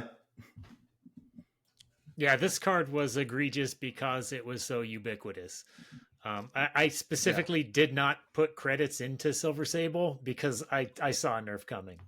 And they left it as still a really strong card in bounce, but now it doesn't go into every deck. And I've heard like, well, yeah, but now it's just like an Iceman or a Spider Ham. And again, I'm like, yeah, those are good cards. It's still a good card. Why should it go in every deck? Yeah. Yeah, no, that's a good point. It's funny. We did our wish list last week because we kind of, we knew it was going to be a big patch. And Snap Variants called this. So shout out to Snap Variants. He's like, so because I was bringing up, I think Nico's just head and shoulders above the other one drops. But so I did have to look up some stats to say, okay, what are we going to actually nerf? Because I don't want to bring up 25 cards I think they should buff. And, no nerfs at all, just full power creep mode. So I was bringing up Nico, but Silver Sable was really close. Like Nico was like 65% win rate and, just like 20% play rate. So ridiculous. Silver Sable was like 64.8% win rate. So right there with Nico, like, and I even said to Snap Variants, like, yeah, I hope they nerf Sable too. Like they should nerf both of those cards. So I'm happy they hit Sable. I mean, this card was just did too much as a one cost. And I get that it's hard to balance one cost, but I think a Sable at a 1-0 is probably in a good place forever. I mean, hopefully she doesn't fade into obscurity, but at least if you're reusing this card like one time, even forget a bounce, even just like if you Grandmaster it once, I think you're feeling pretty good. You got a 1-4 that delivered -4 to the other side. So I think one reactivation makes it worth playing. If your deck can't do that, then maybe you don't play it. Yeah, I was gonna say too. I knew you were gonna bring that up. Like this is just gonna add more fuel to your fire of wanting to nerf Nico. You son of a bitch. You're like, oh, now Silver Sable. I'm not saying I want to nerf Nico. I'm pulling up the stats, and she's at the top, and she's been there since release, and she's never not been at the top. So I'm just these are the I like Nico. I'm a Nico spammer. Like I abuse the shit out of that card. Not in Phoenix Force, but I'll play it in everything else. Like. I'll happily, like, she's fun. Maybe that's why. She's just really fun to play. Yes. Maybe that's why I want to nerf her. Nico's more fun, more interesting, and isn't as easy to slam into every deck. You need cheap cards that you want to be blowing up or turning into a demon, whereas Silver Sable just goes everywhere. Yeah. And I kind of feel like with Nico as well, like, while her effects are very, very powerful and everything about, like, she's a very powerful card, she doesn't take away like the fun from the other players as well. Like when you do your effects and you're like, oh, fucking Nico got like a demon, you're not like really pissed off most of the time, like, whereas like Silver Sable, if you bounce it like 3 times, like your cards are getting inflicted, you're like, oh fuck, like it's very good and it pisses off the other person. Whereas Nico, I feel like is very good but doesn't really piss off the other person, and it's fun. So I think that's probably why they haven't nerfed Nico. It is hilarious when Silver Sable hits Deadpool, though. Yeah. Oh, there's a lot of fun hits on Sable for sure. But yeah, I mean, to your point though, I mean, okay, if I'm playing a destroy player, they open draw 2. I'm tilted. I don't know about you. You said it's not. You said it's not fun. I'm definitely tilted if I see destroy draw 2 on turn 1 and then I see Deadpool in the next turn. I'm fucking tilting. So I don't know. I don't know what you're talking about. That's like a 1 in 7, bro. Relax. Yeah, exactly. They hit the 1 in 7. Like I guess that's a skill issue for me, but. You know, we just be good, just get the 1 in 7. But yeah, I what we all said, like, I mean, I remember Cozy was saying it, all the big creators were saying, like, when they released Nico, I mean, this is a long time ago now. Obviously they're gonna change it to draw 1 instead of draw 2. Like, why is she draw 2 and then we have fucking Crystal 3/3 draw 1 for both players, and Nico gets a draw 2 just yourself? Like, I don't know. They still haven't even. I mean, we didn't talk about that last week. We talked about all kinds of other changes we could maybe make to Nico, but they could just move it to draw 1 instead of draw 2. Like, it doesn't need to draw 2. It's ridiculous. Like, why are we drawing 2 cards on a 1 drop? I'm not going to tolerate much more Nico slander. I'm going to mute you pretty soon. They could. I like the draw 2. The draw 2 is fun. It doesn't always happen. You have to have fodder for it. But your Nico draw 2 into the hood is problematic, and I could see Demon going to 1/5. That's a hit I wouldn't mind seeing to Nico and to the hood. Yeah, it's not actually that. I like that. It's funny because how you feel about the draw 2, I feel about the Demon. I like the 1/6 Demon. I think it's cool because it adds some kind of ceiling case to the hood. Like, I think the hood's just a really cool card. And I actually like the hood at -3. I think that was a good change. Move it from -2 to -3 or whatever. Yeah. So I like the duality there. I think it's cool that the hood can swing so hard, and I like the 1/6 Demon. And you got fucking Hydration Roberts a 1/5. So I mean, we gotta be bigger than goddamn Bob out there. Yeah, see, this is why Nico. We can agree. Nico's correct, but we love her anyway. So leave her alone. Exactly. Yeah, I'm fine them not touching her. I'm just saying at some point they might have to look at it. If that's they what run I'm saying. Out of stuff to nerf. Yeah, see, this is why everyone loves. This is why they're not touching Nico, because everyone loves something different about her, and she's great. I love her. Don't touch Nico. No, balance isn't always fun. Yeah. All right. This one, I mean, this is a no fucking brainer. This is a brain dead fucking change to begin with. Shadow King, 2/3 back to a 2/2. Let's be honest. We fucking said this from the beginning, so I have nothing more to say about this other than it's about time. Yes, I pretty much said my piece too. What do you think about this, son? That's it. Shouldn't have been a 2/3. It's a 2/2. What more can you say? Yeah. Here's one of the more interesting changes this week. Black Widow was a 3/3 on reveal. Add a Widow's Bite to your opponent's hand. Now is a 3/4 activate. Add a Widow's Bite to your opponent's hand. So this is nerf to misery decks, which that was a pretty fucking oppressive pour one out for what. No big deal. Is pouring out water right now on his desk. Pour one out for the Misery Jet Phoenix Force deck, which played Black Widow, got a Widow's Bite in your hand, played Misery, got a Widow's Bite in your hand again, then played Phoenix Force on turn 5 and got another Widow's Bite in your hand, and you cried and hated your life. One of the most annoying decks for the opponent, but it was awesome to play and a lot of fun. This is kind of a cool change. One, because there's not enough activate cards in your hand or in the game. Maybe not enough. There's not a lot. And activate is a lot worse than on reveal. For the most part, the power level seems to be a little bit less. So that's, I think, why they bumped it up to a 3/4. And I think it's kind of a cool change. I haven't played with it, so I don't know really how good or bad it is. But with cards like the reactivation cards, I think they mentioned Grandmaster and Misery. Like, obviously it's a lot less to those, but to choose when you want to do it is kind of cool. So I don't know. Well, what do you guys think? I'll say, just because I was interrupting you pouring stuff out, so I'm sorry about that, kid. But that was great. Not only pour one out for that deck, but pour one out for Black Widow. I think. I mean, I think this kills the card. I actually don't hate the idea of moving Black Widow to an activate. I get it. It's so degenerate. It's completely stop your opponent from playing the game. I mean, that is kind of what it reads. It's, you know, like we talk about all the time. It's like the old Leech, like Galactus, like all these cards, Sandman. They're trying to get these cards out of the game. I think this is a step in that direction. Like they want people to be able to play the game. You know, even Hela. Bring up Hela again. People hate playing against Hela because they think, oh, I can't do anything to counter it, right? So they want people to be able to play the game, counter the cards.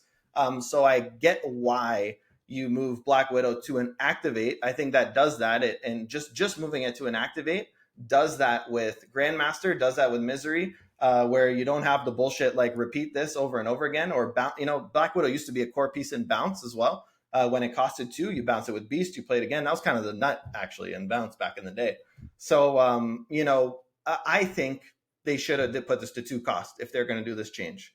I think a 3/4 activate Black Widow is a dog shit card.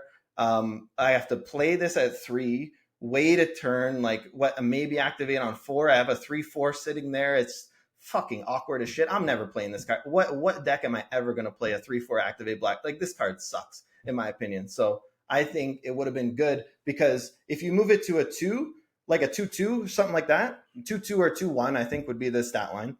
You know, like old Black Widow, you could at least maybe splash it in some decks. Like you could play it in some kind of control deck, or, you know, you're trying to time the Black Widow and actually activate it and get some use out of the activate.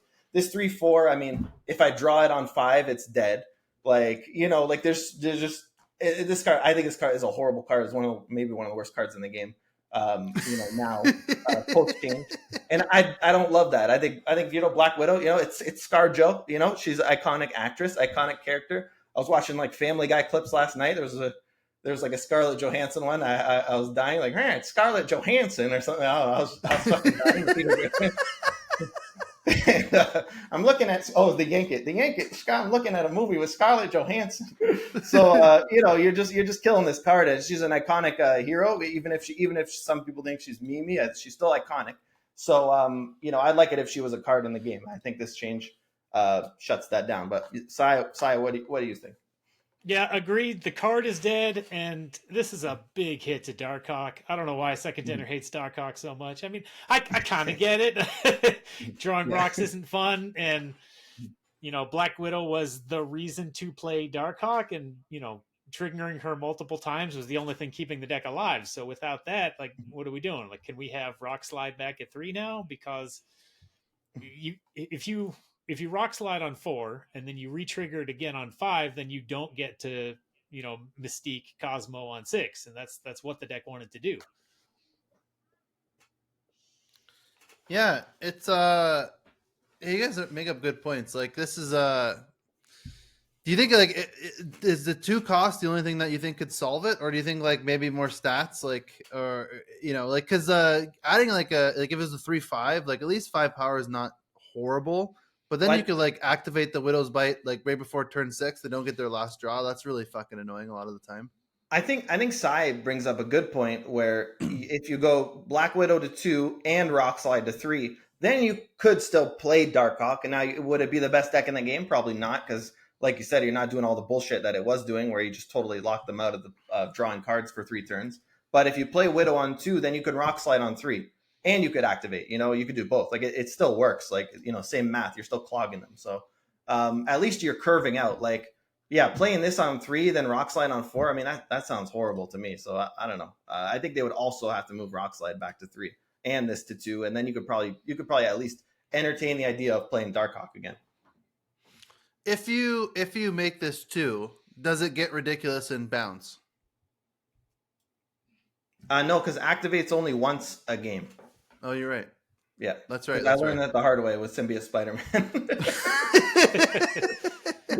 Yeah, you're right. If you bounce it back, you won't be able to activate it. Yes, no, it's not a bounce card. It's not a Grandmaster card. It's not a Misery. That's why I said I actually like the change of moving it to activate. It's a cool change. But 3/4, I mean, geez, man. I mean, rip Black Widow, pour one out, man. Sheesh. Yeah, Cydler's a 3/10. A 3/10, like going into turn 6.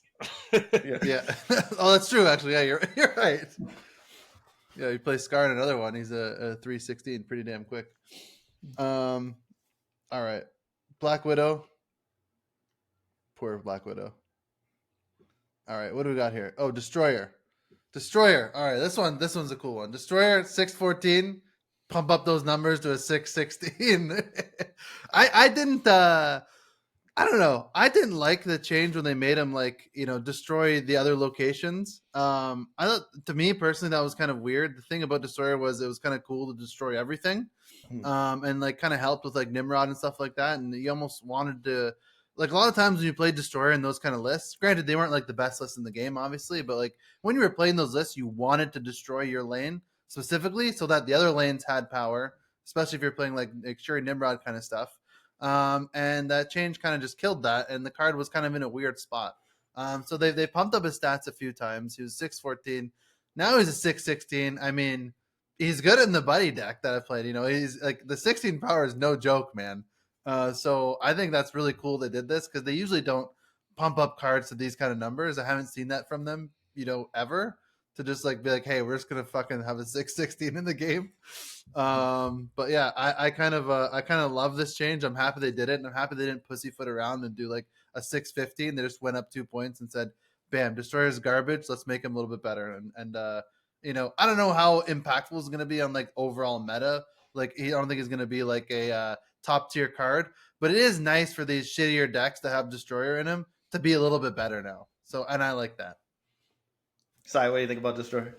Yeah, I agree. I like Destroyer from back in the Spectrum Destroyer days. I got a soft spot in my heart for him. I still don't think it's busted, but if it can find a home, I'm happy. Yeah. Yeah, I mean the Destroyer stuff. I agree with you as well, kid. I'm happy they did this change. I think this is a great change, by the way. But I would have liked to see, instead of doing this in the first place, maybe pump it up to an 18.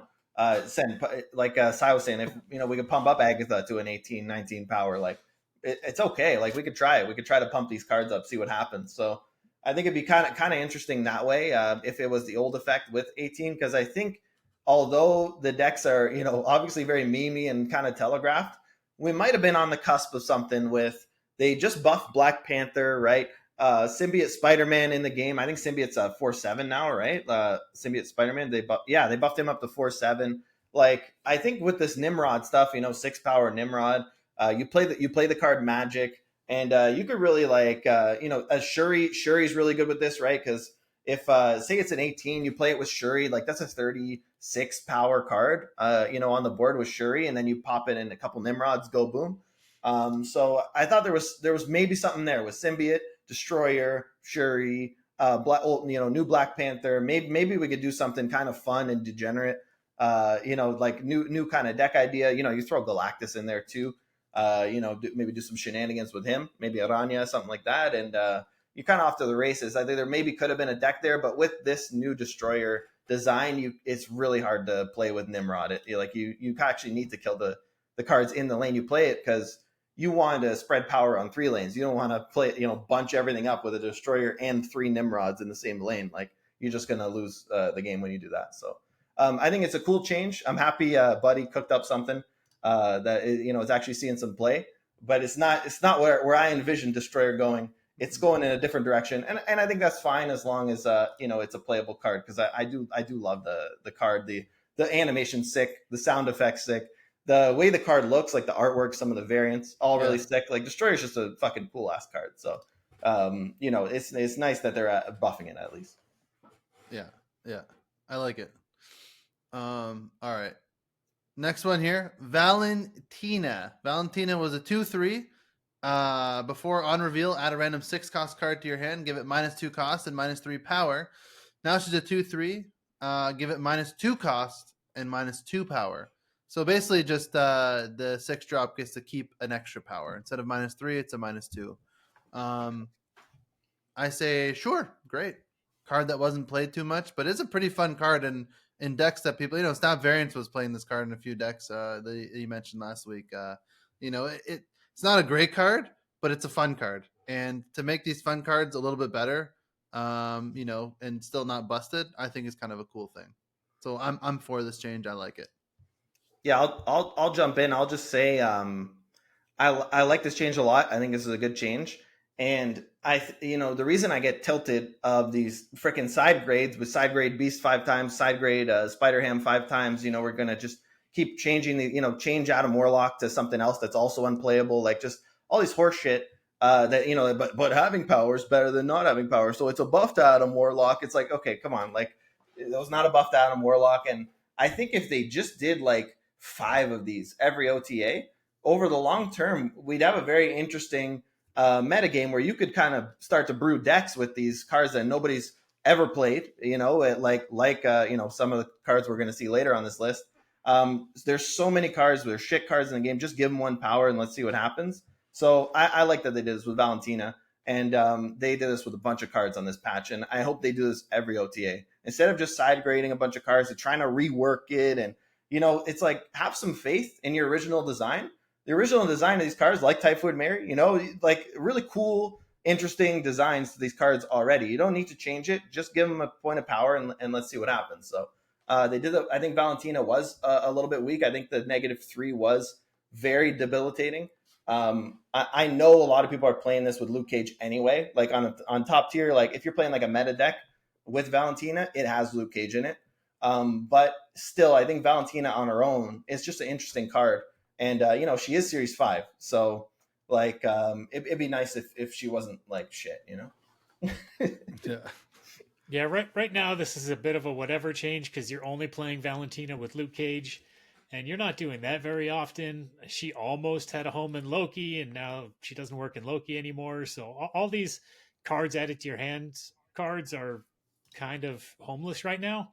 I'm excited for Victoria Hand coming out in January, and I would love to see Devil Dinosaur come back. That's another one of my favorite cards. Let's give that home again. Yeah. Yeah, that's true. Devil Dino has just been like, I think we said this a couple weeks ago or whatever, that Devil Dino is just like falling off a cliff, man. The card used to be like, and that's how you know when you're playing like in Conquest or something, or on the ladder, you're playing like a low series player, you see like a fucking Devil Dino come down, you're like, oh, okay. Or a bot. Yeah, that or a bot, and you're like, oh, okay, poor Devil Dino's in like that kind of spot. You're like, he's in the bot list and stuff, and yeah, it would be nice to have a better Devil Dino, Well, Devil Dino is still a 5 huge, so I think Victoria Hand could push that deck over a little bit. You still have Quinjet, you've got your Agent Coulson's, and there's a lot of ways to fill up your hand. You just one more payoff, I think, could be what the deck needs, and now maybe Valentina goes in it. Who's this Victoria Hand? I don't know this card. Oh, there's so much to talk about with the OTAs. We can't talk about the new cards, but she gives, I think she's a 2/3. No. We'll probably talk about the new cards on a list. Yeah. Probably next week when they take a break. Yeah, when there's no OTAs. A 2/3 ongoing. Your cards created to your hand have +2 power. Oh shit! Okay, so we got some time to wait, but I think Valentina could go in that deck. That's fun. That's actually cool. Actually, I like that. Yeah, Kate Bishop cards. Well, I guess you don't want to hit the acid arrow, but yeah. It's still a 1/0 clog, right? Like, that's a good mirage pairing for sure. You get some crazy mirage. You get a +4 on a mirage card. That's pretty sick. Yeah, that'll make some fun decks. It's good, probably Arsham card too, because you make those hand generations. Well, right. Not to derail, but that's what I like about it. It's cards created in your hand. So it's not going to work with RSM. It's not going to work with the stones. And that opens up a lot of design space for second dinner in the future. Yeah. No, I mean like in RSM, because RSM plays like cards like Coulson, and he plays the hand generation cards. True. So like it'd be nice in that deck because you're playing those cards anyway, and usually in RSM. At least Coulson for sure. Yeah, because you have the extra energy, so generating cards in RSM deck kind of. Yeah. Give you some juice. All right, this one apparently No Big Deal has some thoughts on this one. Winter Soldier 2/6 to 2/7. For me, I think this is a cool change. I like it because he was so shit before. Make it a little bit more. I'm happy with it. Sai, what do you think, man? I mean, yeah, why not? It speaks to the power creep that a 2/6 isn't good enough. Like, we're playing like 2/20s. We're just way past this. So 2/7, why not? No big deal.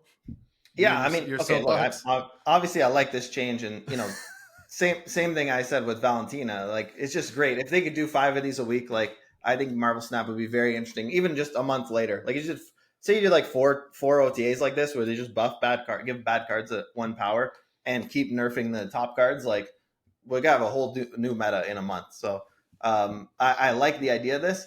I just want to point out, I think they're being a little bit pussy with like a lot of these changes. Like, this is kind of weak. Like, I'm thinking about Sabretooth, Angel, and Bucky Barnes, all 3. Like, kind of weak. Like, why only 2/7? I think Bucky at least should be a 2/2 at least. Like, they should have been Winter Soldier 2/7, Bucky 2/2. Let's start there and see, and maybe even Bucky's a 2/3 eventually. Because then you get a extra power on your Venom, you get an extra power on your Null. I don't know, man. I think it's okay. Like, it's a good change. Maybe Bucky's borderline playable now, but is it really going to break the game if he's also 2/2 body? You're still paying a big price for playing a 2/2. Like, even Daredevil's a 2/3 now. So I think they also should have buffed Bucky's body. I think they should have buffed Sabretooth a little bit stronger. And even Angel, like, I'm happy Buddy's found an Angel list to play, but like, I would have do hand and deck. Let's do it. Let's try to make the card an actual card before just assuming that giving a 1 power is going to fucking break the game.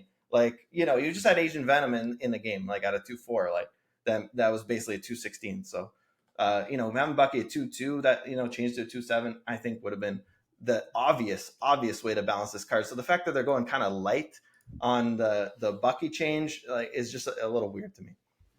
Angel is hand or deck.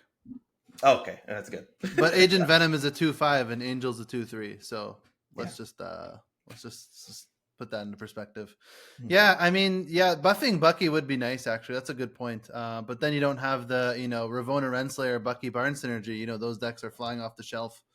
Yeah, that's what I'm saying. I've never seen one in my life. So. Yeah. You can't kill that synergy like they did with Adam Warlock. Yeah. It's bullshit. But yeah, actually that would be a nice. And yeah, Sabretooth would be a nice change. Like, bump those numbers up, man. Or maybe a 2/4. Maybe Sabretooth's a 2/4, Like, I played a little bit with Sabretooth when they first changed it. It's actually really fun and interesting, new kind of spicy way to play Destroy. Like, having the 0/5 to spam out, but the problem is it costs 3, so it's way too much to play it for 3/5 the first time. And then you have to destroy it. And then, so you don't really get the snowball. So if Sabretooth was like a 2/3 or even a 2/4, like, I think that'd be interesting. Like, they should have, I wish they would have tried that first. And same with Bucky. Like, man, Bucky's been so shit forever. This is the bot card. Like, this is like the bot card. Colossus, yeah. Bucky. Like, you see Bucky, you know the Destroyer's coming. Like, you talked about the Destroyer deck side. Like, Bucky Barnes is a big part of the bot Destroyer deck because they have the Bucky sitting there, and then they play the Destroyer somewhere else so they could kill the Bucky Barnes to get their 6. So, I mean, I would just, like, these cards have been shit forever. They could probably use more than just like 1 conditional power, Yeah, I agree. All right. Next one. New Big Dumb Idiots card. Jessica Jones. 4/5 now on reveal if you don't play a card at this location, +5 power. So now she becomes a 4/10. And I think we've talked about this before. This card was just in the current meta with the power creep. She's like a 4/9 just doesn't cut it, especially if you can't play in that lane. 4/10 makes her better. I don't even know if it makes her playable, and I don't even know if it puts her if she can even be put in those Big Dumb Idiot decks. She won't activate Surtur because she's not a 10 power immediately. She does, she will help with Scar, but I'm not sure. Maybe she makes a cut in some of these lists, like with Zabu, like she can be a 3/10, but so can all the other cards. So I don't know. I don't know what this does, but it's better, and I'm glad they're trying it. So. What do you think, Si? 100%. This card got overlooked when all the other 4-drops were buffed months ago. I don't know why she didn't get touched then. And a 4/10 vanilla on base stats just isn't good anymore. That's where the game is at. Like, even a 4/12, you need to be synergizing with it for that to be even decent. The only home that Jessica Jones ever had was early series played with Storm. So I would have rather seen her make her a 5-drop so we can do Storm on 5, JJ on 5 again. Yeah, that's not a bad call. Yeah, and I was gonna say I wasn't gonna say make her 5, but I was gonna say a similar thing where the game might have passed her by. It's kind of sad because I did really enjoy this card in the early days, so 2 years ago when I first started playing Marvel Snap. I was definitely spamming this with old Zabu and having an all right time. But I think the game's kind of passed her by a little bit. I don't think one power. I think there's so many cards you can just give one power. I don't know. I don't think Jessica Jones is one of them. We talked about Rescue last week, where it'd be nice if Rescue would have some more power. I think Jessica Jones, much like the Guardians of the Galaxy, needs a higher ceiling. I mean, this +5 is just isn't getting it done. So if we have to move her to a 5 cost, but maybe a 5 cost +9 when something like that, like something crazy, or keep her 4, but make her like a 4/2 +10, something like that. So she's a 4/2, but then on reveal that you don't play a card, you're +10. Now she goes to a 4/12. We need to spice it up a little bit with these cards because if Rescue's a 4/10 or a 4/9, if Jessica Jones 4/9, 4/10, I think all 4 of those cards, 2 iterations of each, are all unplayable in my opinion. I don't know if we're really going to be rushing to jam 4/10 Jessica Jones in our decks. Unfortunately, it's old fun card of mine, especially with the Storm nerf. Like like you said, if we had Storm on 3, maybe at least a little bit of something, We can't get Shang-Chi, but now you're just asking to get Shang-Chi, and I don't know, man. Yeah.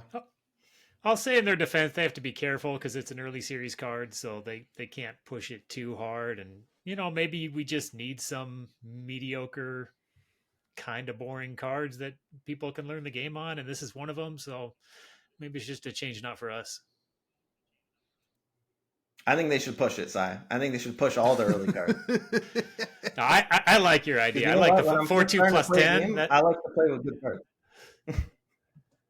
Yeah, 4/2 +10 sounds spicy, especially as non-reveal. You play that on Wong. Let's do it. Yeah. I love No Big Deal's ideas with the low floor, high ceiling, especially with the Guardians. Fuck, it's I just would fun, love right? if, It's like, just fun. Like it'll make the game more fun. I would love if Groot was like a 3/2, like +10. That'd be fucking amazing. Mm-hmm.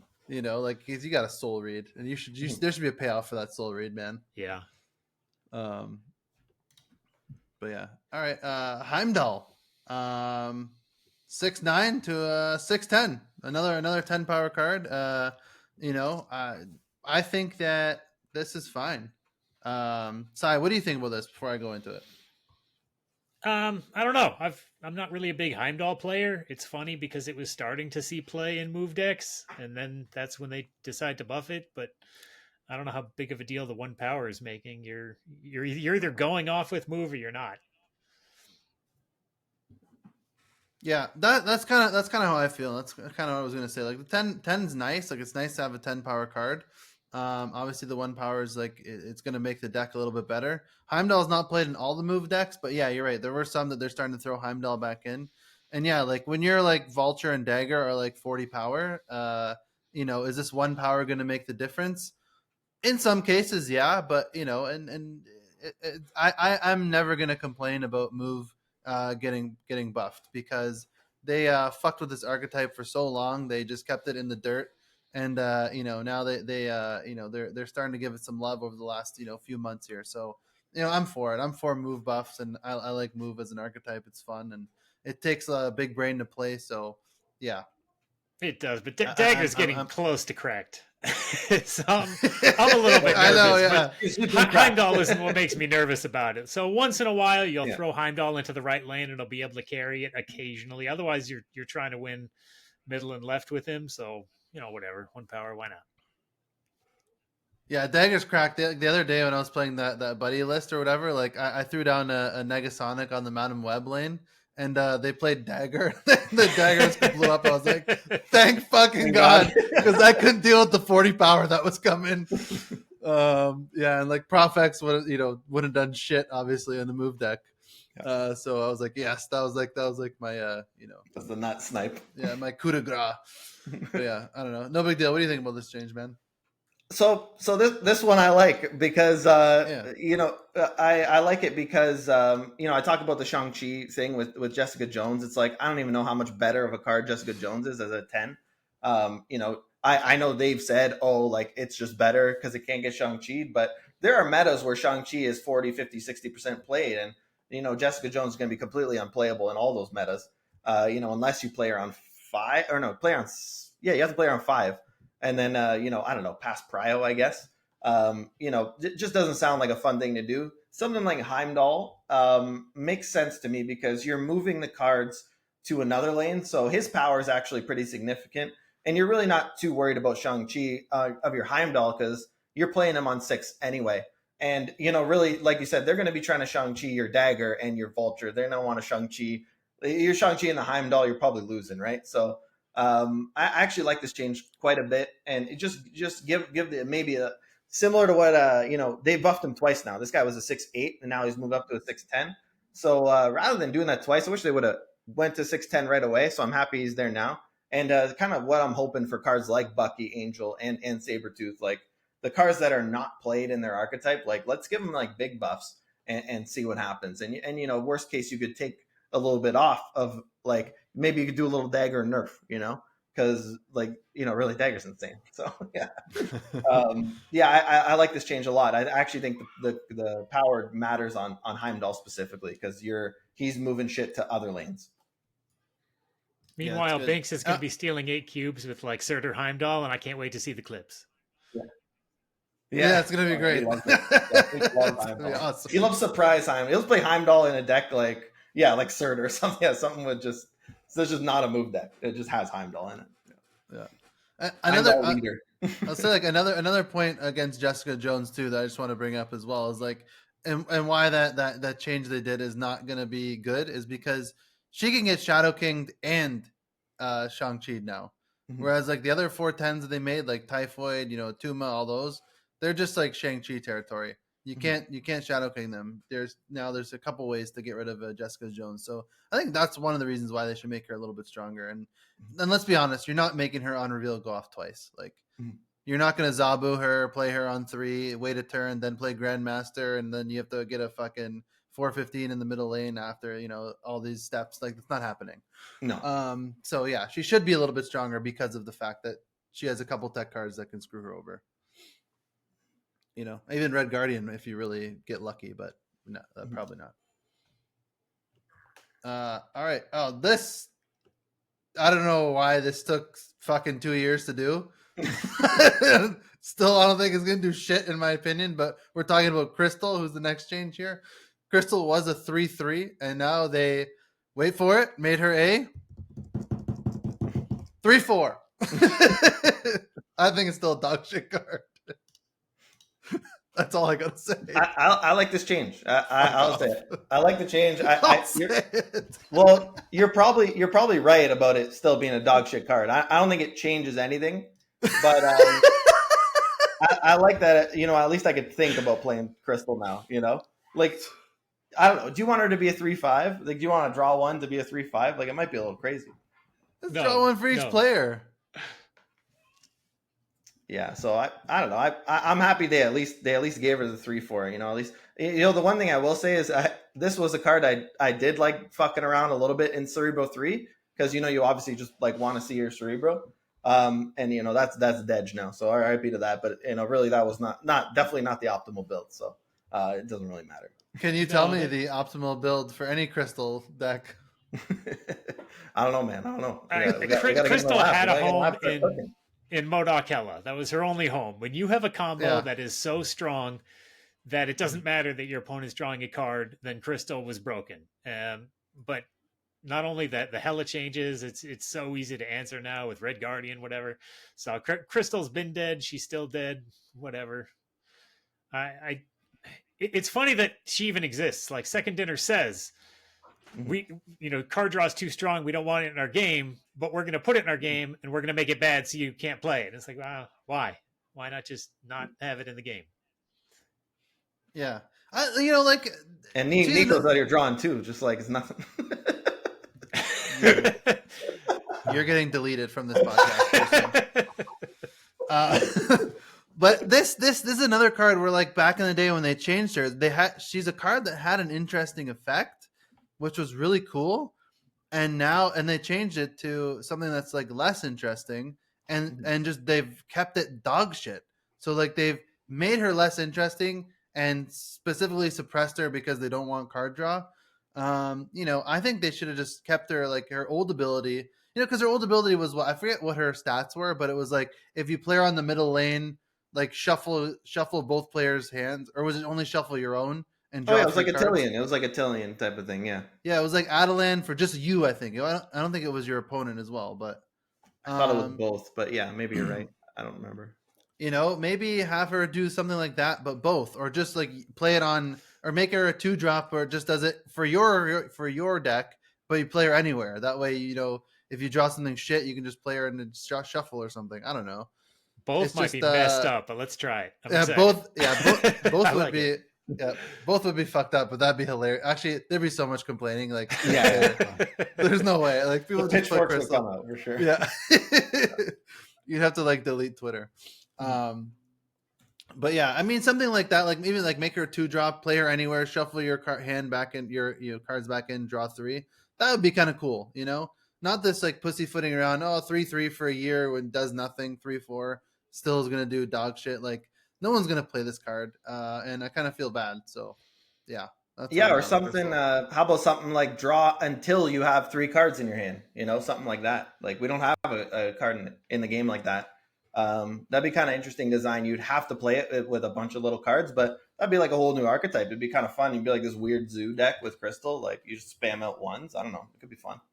Yeah, that would be kind of cool, and keep her a 3. Make her a 3/2. Make her shittier. Like, make her shittier stats, because that's a very powerful effect, especially if you're spamming like 1-drops. Like, make her a 3/2 or 3/1 like Marvel Boy, and draw until you have 3 cards in your hand. That's kind of cool, like a dump. I don't know how powerful it is, because most of the time you have 3 cards in your hand. Like most states of Marvel Snap, you have at least 3 in your hand already. So it would be like kind of niche for very specific kind of decks, right? But but now with the new Black Swan, you can activate Black Swan, dump your hand, and then play Crystal, and then get your stuff back. It'd be cool. It'd be really cool. It sounds fun. Yeah, I know. like Yeah, it. You guys have good ideas, because Yeah. you also have to deal with your board space. You can only fill up your board with so many 1-drops before you need to start eating them. So maybe you throw a Carnage in there. I don't know. That sounds interesting. Yeah, it's cool. I mean, yeah, a broken clock is right twice a day. So sometimes we have good ideas. All right. Well, let me say I stole that one from Yu-Gi-Oh. By the way, that's not my idea. There's a card called Card of Demise that does that in Yu-Gi-Oh. So I didn't come up with that one. No, but so still. I'm still just a broken clock. Yeah, we're not debating that. But yeah, I don't know. Just something more than this. This is just stupid. Like, they don't want card draw to be powerful. Therefore, they're never going to make this card powerful. And all these fucking broken combo decks that Crystal could work with, like Hela, they nerf the fuck out of them because no one likes to play against them for whatever reason. And whatever the reasons are, this card's horrible, and it's still horrible. I wish they would have done something more with this one specifically. All right, that's fair. You guys make good points. I think you guys are right on this one. That's fair. Yeah. So Agatha, I think they didn't do anything. They just changed the text. So Agatha's the same. She just controls your cards on even turns. I think they just, changed the text to make it whatever. Sai, what would you have done with Agatha instead of this? Do you have any Agatha ideas? Because you were saying you don't love that it's Agatha half the time. Yeah. What do you think they could have done with Agatha? I think she was fine before. I made a joke a year ago when they buffed Nick Fury that I can't wait for Agatha to be a top tier deck when the show comes out, and oh shit, it actually is a top tier deck. I like the old effect. I think maybe give it some more power. Like, it's a fun card. It doesn't have to be a good card. They don't all have to be good. Some of them could just be fun. And they kind of took out a lot of what made the card interesting and made it top tier, but whatever. It stopped people from just, bot farming on their PCs. So I get it. I mean, let people bot farm. If they're gonna fucking bot farm and be degenerates with Agatha decks, like, whatever. Who gives a fuck? Like, honestly, It's just stupid. If you're gonna go through that much effort, then sure, reap the minimal rewards that you get. I don't care. I like No Big Deal's old idea, which is just like the old text of Agatha, and just fucking make her a 6'18" minimum. Yeah. Like Why not? just juice up the numbers and just make her huge. Like the Infinite's a 6'20", make her a 6'18". She fucking plays shit. She's ego. She's I would say more restrictive than Infinite too. Like Infinite's a lot easier to get out than Agatha, who plays for you, you know. So yeah. I like that more than this. This leads for like better decks. Like this Agatha change makes her better, but yeah, it's just whatever. It's a less interesting card. Now we have Thanos. I think this is the last one. Last change here. Thanos. He was old, 6'10", starts in your opening hand and shuffles the 6 Infinity Stones into your deck. Now, at the start of the game, draw Thanos and shuffle the 6 Infinity Stones into your deck. So, what is the functional change in this? Oh, this is a big time change. So I didn't read this. So what they did was +1 draw at the beginning of the game is what happened here. So Thanos was Quicksilver, and now he's Agatha. That's sick. Yeah, it's really good. So this is a massive buff to the Thanos card. I haven't quite actually found the right 12 personally. I don't know if you have, Cy, but I've been messing around a little bit. I want Lockjaw. I want the Lockjaw to be good. So if it's not Lockjaw, I don't want it to be anything else. So I've tried Lockjaw. I'm trying it with Black Swan to do it like as originally intended. Like Black Swan was a Thanos card, right? Like that was the whole point. I'm finding it's actually like Black Swan makes a lot of sense in like bounce and stuff, but it's tough in Thanos. Thanos, you really want to just play your ones at the start of the game. I want to play my ones. I want to draw the cards, and so I don't want to hold them until I have to play Lockjaw, until I have Black Swan already out. So I don't know, man. I'm in like kind of messing around with taking Black Swan out of the deck almost. Yeah, and also Scar nerf it does hit the Thanos deck too, because I think a lot of people want to go back to the old Kyera Scar. Very easy. Elias at 10. Sasquatch is really good in this deck. You can play Magneto. Magneto comes out of the Lockjaw, discounts your Scar. So Mockingbird's great in there too. So there's a lot you can do. But yeah, I mean, this is a great change. It kind of like just makes Thanos like an actual deck you can play again. So I really like this change a lot. I'm just excited. I'm thrilled. Like you guys come on this cast and you admit your degenerate streak, and Thanos is mine. One of my favorite decks was when Thanos was absolutely cracked. When you could, you get your Quinjet on 1, and then your Lockjaw on 3, and then you drop 3 stones in there, and you get an Infinite and a Vision and a Space Stone, and then you get to move off your Infinite or even move off your Lockjaw. I love that deck, and I know it was broken, but I mean something had to beat up Shuri was absolutely cracked at the time. Anytime Thanos is good, I'm happy. And there was so much hate on Thanos because, well, clearly it's Thanos that's the problem. It's not every card in the Thanos deck is cracked and needs to be nerfed. That can't be. Well, guess what? Every card in the Thanos deck was cracked and they all got nerfed and they left Thanos bad.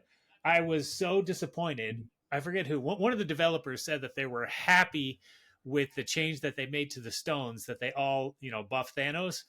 I'm like, how can you be happy? Because now your stones are bad, and guess what? Thanos still bad. Before this change, like if they just said Thanos is a 5/10 indestructible every game, I think that would have been better than it was with this stone synergy, and that's not a playable card. I mean, right now, maybe it would have been with the Cydler Scar decks, but last season, that's not a card you put in any deck, and I think that's better than the average case. Thanos was only good when you got all 6 stones, and that almost never happened because you started off down a card, and now you don't. This is the change that I wanted to see. It's still not back to its former glory. Part of me was afraid that it would be too good right now, and I don't think it is, because they mentioned they still want to touch up a couple of stones, and I'm glad it's not too good because I want to see those stones back. I want Time Stone back. I want Soul Stone back, but I don't know if that's going to happen. I don't know what the perfect 12 is. In fact, it seems like right now the best Thanos deck might be a Scar deck, and it might just be an inferior Scar deck. But I'm just glad they're working on it. I'm glad they're moving in the right direction. Yeah, this is cool. Actually, yeah, good because I played like a couple games with Thanos, not too much, like the buddy list. I played like maybe like 2 or 3 games, and so yeah, it did feel nice. I was wondering, yeah, I didn't read this, so I apologize, but this is actually fucking sick. I'm actually pumped for this. I'm with you. I like when Thanos was broken, even when the that Soul Stone nerf, man, fuck that. That was the worst nerf they ever did in this game. Yeah. I'm just getting over that now. Yeah. But that was like a nerf for no reason. But anyways. I won't get into that again. But yeah, even like back when it was cracked, like when you had the Lockjaw 3, back when the Space Stone, before they changed the Space Stone, where you could just move cards anywhere. Yes. Like, it's fucking great. So you can just like move the Lockjaw to a different lane and like start spamming stones again. It was awesome. I loved it, but Yeah, even that without was- the that Lockjaw was hilarious. synergy, the old Space Stone just in a vacuum was more versatile than what they changed Space Stone to. And now Space Stone is just it's nothing. Yeah. Like what I can't move Thanos. Great. I couldn't move him before. Like or Yeah. um Yeah. But yeah, this is great. I hope I'm seeing a lot more Thanos cooks on the interwebs. Again, like you said, like I don't know what the perfect 12 is gonna be, but the boys in the Phoenix Force Discord, they've already cooked up some Phoenix Force Thanos decks. So I think they clearly admit that like that the Phoenix Force is probably not optimal, but No. they're having fun out there. So it's I love when Thanos is good, and he doesn't need to be broken, but I like when he's a good deck, and he doesn't have to be like an S tier, deck. But when he's like a tier 1 deck, at least a tier 2, he's good. And he's been shit for so long that yeah. adding an extra card here is nice. It's nice because they fuck him, and Spider Ham. Thanos is still on the left side, right? So Spider Ham still screws with Thanos. I think Glenn answered that question. Yeah. So like he's still so he still is countered by Spider Ham. Just not countered, but it messes with your Thanos. But yeah, this is cool. I don't know if he's all the way back, but I think he's good enough to play, which is nice. Yeah. I still want to see I'm happy you guys. Yeah. Go ahead, Sam. I still want to see Thanos like feel like, well, I got 4 out of the 6 stones out, and now it feels like I'm slamming a bomb on 6, and it just doesn't. Yeah. Oh, go ahead. Yeah, no, I was gonna say I'm happy you guys both brought up old Space Stone. That's what I took Black Swan out. I'm thinking Madam Web might be the card you want to play in Thanos now, because Madam Web is just ongoing old Space Stone. I mean, you really think about it, that's literally what it is. So you could move your Lockjaw. So say Madam Web pops out of Lockjaw, then you just move the Lockjaw out and you just throw 3 more stones in there. So I actually like the idea of Madam Web, especially you got a bunch of big boys too. You don't want all your big boys stacked in one lane. So, you can start spreading shit out. Like I think Madam Web might be some legs there. Maybe I'm coping. I don't know. But yeah, I like that they did that. And it does seem like it's easier to get the 520. I guess it's like dream scenario size, like 520. You're slamming on the last turn, right? Like maybe you play a stone into Lockjaw plus a 520. I guess that's like the what they're trying to do with the new stone design, right? But yeah, old Space Stone old Soul Stone was really fun. Yeah. Now I'm gonna go off the rails a little bit here. This is what I want to see for Thanos. I would love to see that if you have all of your stones, all 6 of your stones down, that when you play Thanos, half the board dies. randomly obliterates, not destroys, like randomly, like whatever the word's gonna be, like gets rid of half of the entire board at random. And just I think that would just be fucking hilarious. I don't know how good it would be, but like it's a funny flavor that just like if you're just behind in the game and you're gonna lose, you just slam a Thanos and like maybe you still lose, but maybe like half the people get thrown into the void and you win. That'd be fucking funny. Yeah, you could do it as destroy, but like because you maybe want to play Kyra in the Thanos deck anyway. No, they just need to be like disintegrate. No, just that'd be too That'd broken. be too broken or what? There's no Kyra? No, just half of them. So you just can't even break the synergy. That'd be way too broken. No, it just that's it. Half of everything dies, except for Thanos. It's fun, but if you get all 6 stones out, why shouldn't it be broken? Yeah, that's true, I guess. Yeah. But yeah, I think that'd be hilarious. They'll never do that, obviously, but that'd be so fucking funny. That would be funny. That's off the rails idea for sure. Yeah. Well, I don't know. I like Thanos. He's just such a cool card, man. He's been too shit for so long. Like, to have such a cool design and a cool card, like you got to bring these cards back. So I hope this is a really great step in the right direction for sure to get him to be better, and he probably will, because the consistency is what kills them a lot of the time. Like, there's a lot of times if you're a Thanos enjoyer, you know that there's a lot of times where like you're just drawing dog shit and you're not drawing your stones early, and like you got to retreat a lot of the time. Like, that happens more often than you want, so the consistency is nice, and yeah, so he's more consistent. It's good. The synergy decks in this game are so strong. It's okay that there's glue for good stuff cards. And early on in the game, I complimented what a perfectly designed card original Thanos was. And I said how remarkable it was that this card has so many moving pieces and is so perfectly balanced. And then everyone started calling it broken. And I feel so vindicated because everyone said clearly it's Thanos is the problem, and it's not Quinjet, Lockjaw, Profex, Leech, Mockingbird. Like, every card in that deck had to get touched because when they just gutted Thanos and like, oh look, the best deck is a Mockingbird deck, and then they nerf Mockingbird. Oh look, the best deck is a Profex deck. Like, yeah, the cards were the problem. Thanos was never the problem. I agree. I like it. I'm happy about this. I hope there's some cool cooks. I mean, there's gonna be, and then I'm excited to play a little bit more Thanos. But yeah, I mean, OTA, what a big one, what a good one. That took a while. That was awesome. Sai, you want to talk about the split compensation? I know you wanted to get into that a little bit. We can end off on a positive note. I don't know how much you want to get into it. There's so much to talk about. There's so much news this week. I don't know. I'm so excited. I don't have a lot to say because I would need to like data mine my own account and hire an accountant to figure out what the compensation is going to be. I'm glad we're getting something. I don't think it was necessary. I thought what we already had, if you have consistent spending habits, made you whole. If you were going to spend as much over November, December as you spent during the time that that the odds were down, then you're back to where you were started. And I was disappointed, but I wasn't devastated. I wasn't cursing their names, but I'm glad the community rallied and got something changed, and props to Second Dinner for doing it. Yeah, I think on aggregate, most people, it probably is fine if you have consistent spending habits. I think the problem is for some people that were big spenders that were like, oh, okay, I'm going to dump a bunch of money into this card and then use all their fucking boosters for one card. And then they weren't getting good splits and like, what the fuck happened?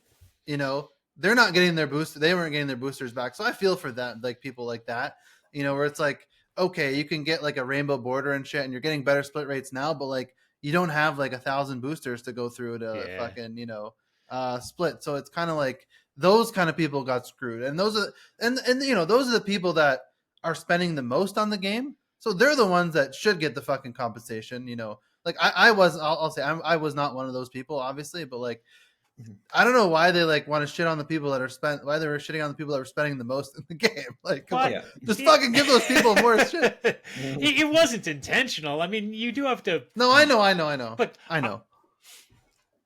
If my wife can't hear me, like I was one of those people. So yeah. I ran out of boosters for Enchantress. I never thought I would use all of my Enchantress boosters trying to chase a God Split. But I did. Yeah. But this chart is really confusing. Like, are these thresholds that like they're only counting your affected splits? They're only counting splits after 4.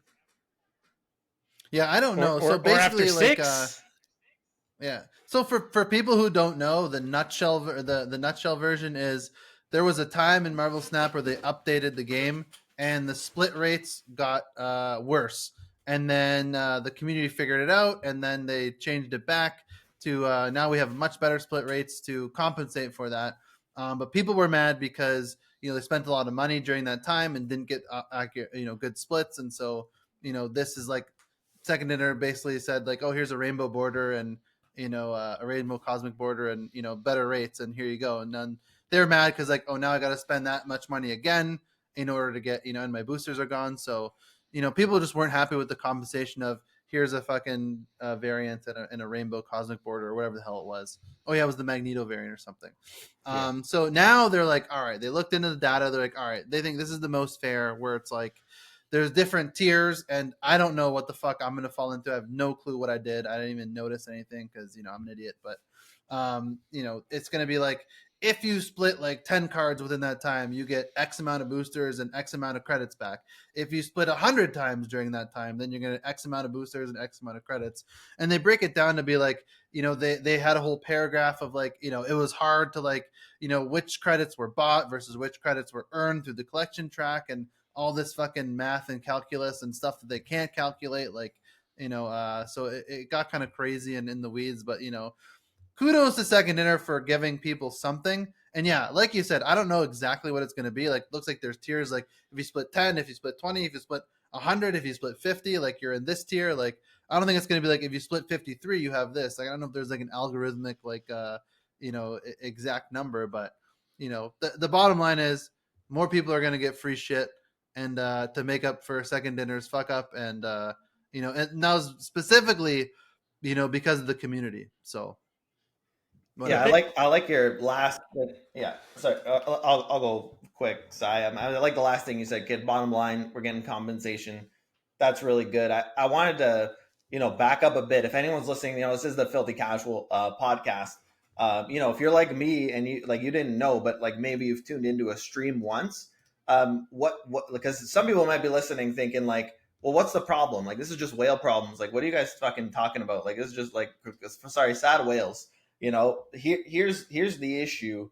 Why people are so upset, because I don't know if not everybody knows this, but if you are splitting a card, like what most people do that are playing the game casually is you got your boosters, you split the card, you get the split you want or you don't, and then you move on with your life, But a lot of people, if you ever watch like a streamer or a content creator, splitting a card, what you can do is once you run out of boosters, once you run out of credits, this little screen pops up and it goes, hey, almost there.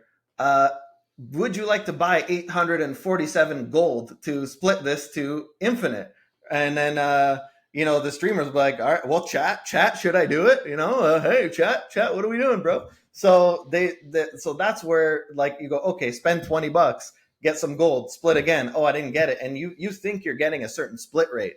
Like you think, okay, like I just did it 6 times. The 7th time has to, because like I'm running out of math here. So everybody thought that the split rate was a certain way, but it was actually lower than what we all thought and what we were all kind of led to believe. So people are spending like, if you've ever clicked the almost there, just buy another 1,500 gold to split this card, it gets really fucking expensive really fast. Like people might be spending $200 $200 on splitting one card, on chasing one god split, and they're getting lied to of not actually getting what they're paying for. So it's like we think we're paying for something. I say we. I never done it, but the whales think they're they think they're actually buying something, and they're not getting that. And the thing they're getting is just cosmetic anyway. So it's not like they're hurting anybody. They're not getting an advantage. They're not acquiring more cards this way.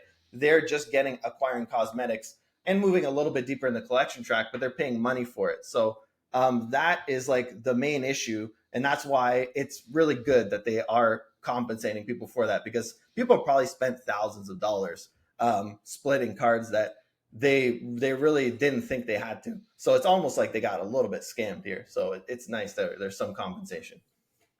I was just going to say thank you for breaking down the backstory. I assume that everyone knows and has listened to every episode of How Can She Snap like I have. The compensation... Yeah, you got to listen to the Lauren episode if you want the full details. Yeah, for sure. The compensation is it's a little confusing because they have it broken down into tiers, and it is like the more you spent, the more the more you split, the more you'll be getting back. But then there's this giant jump between 10 and 50. And there's a lot of splits between 10 and 50. And that's going to determine if you get 1,500 or 7,600 credits. That's a huge jump right there. But then it says little tilde is approximately 50.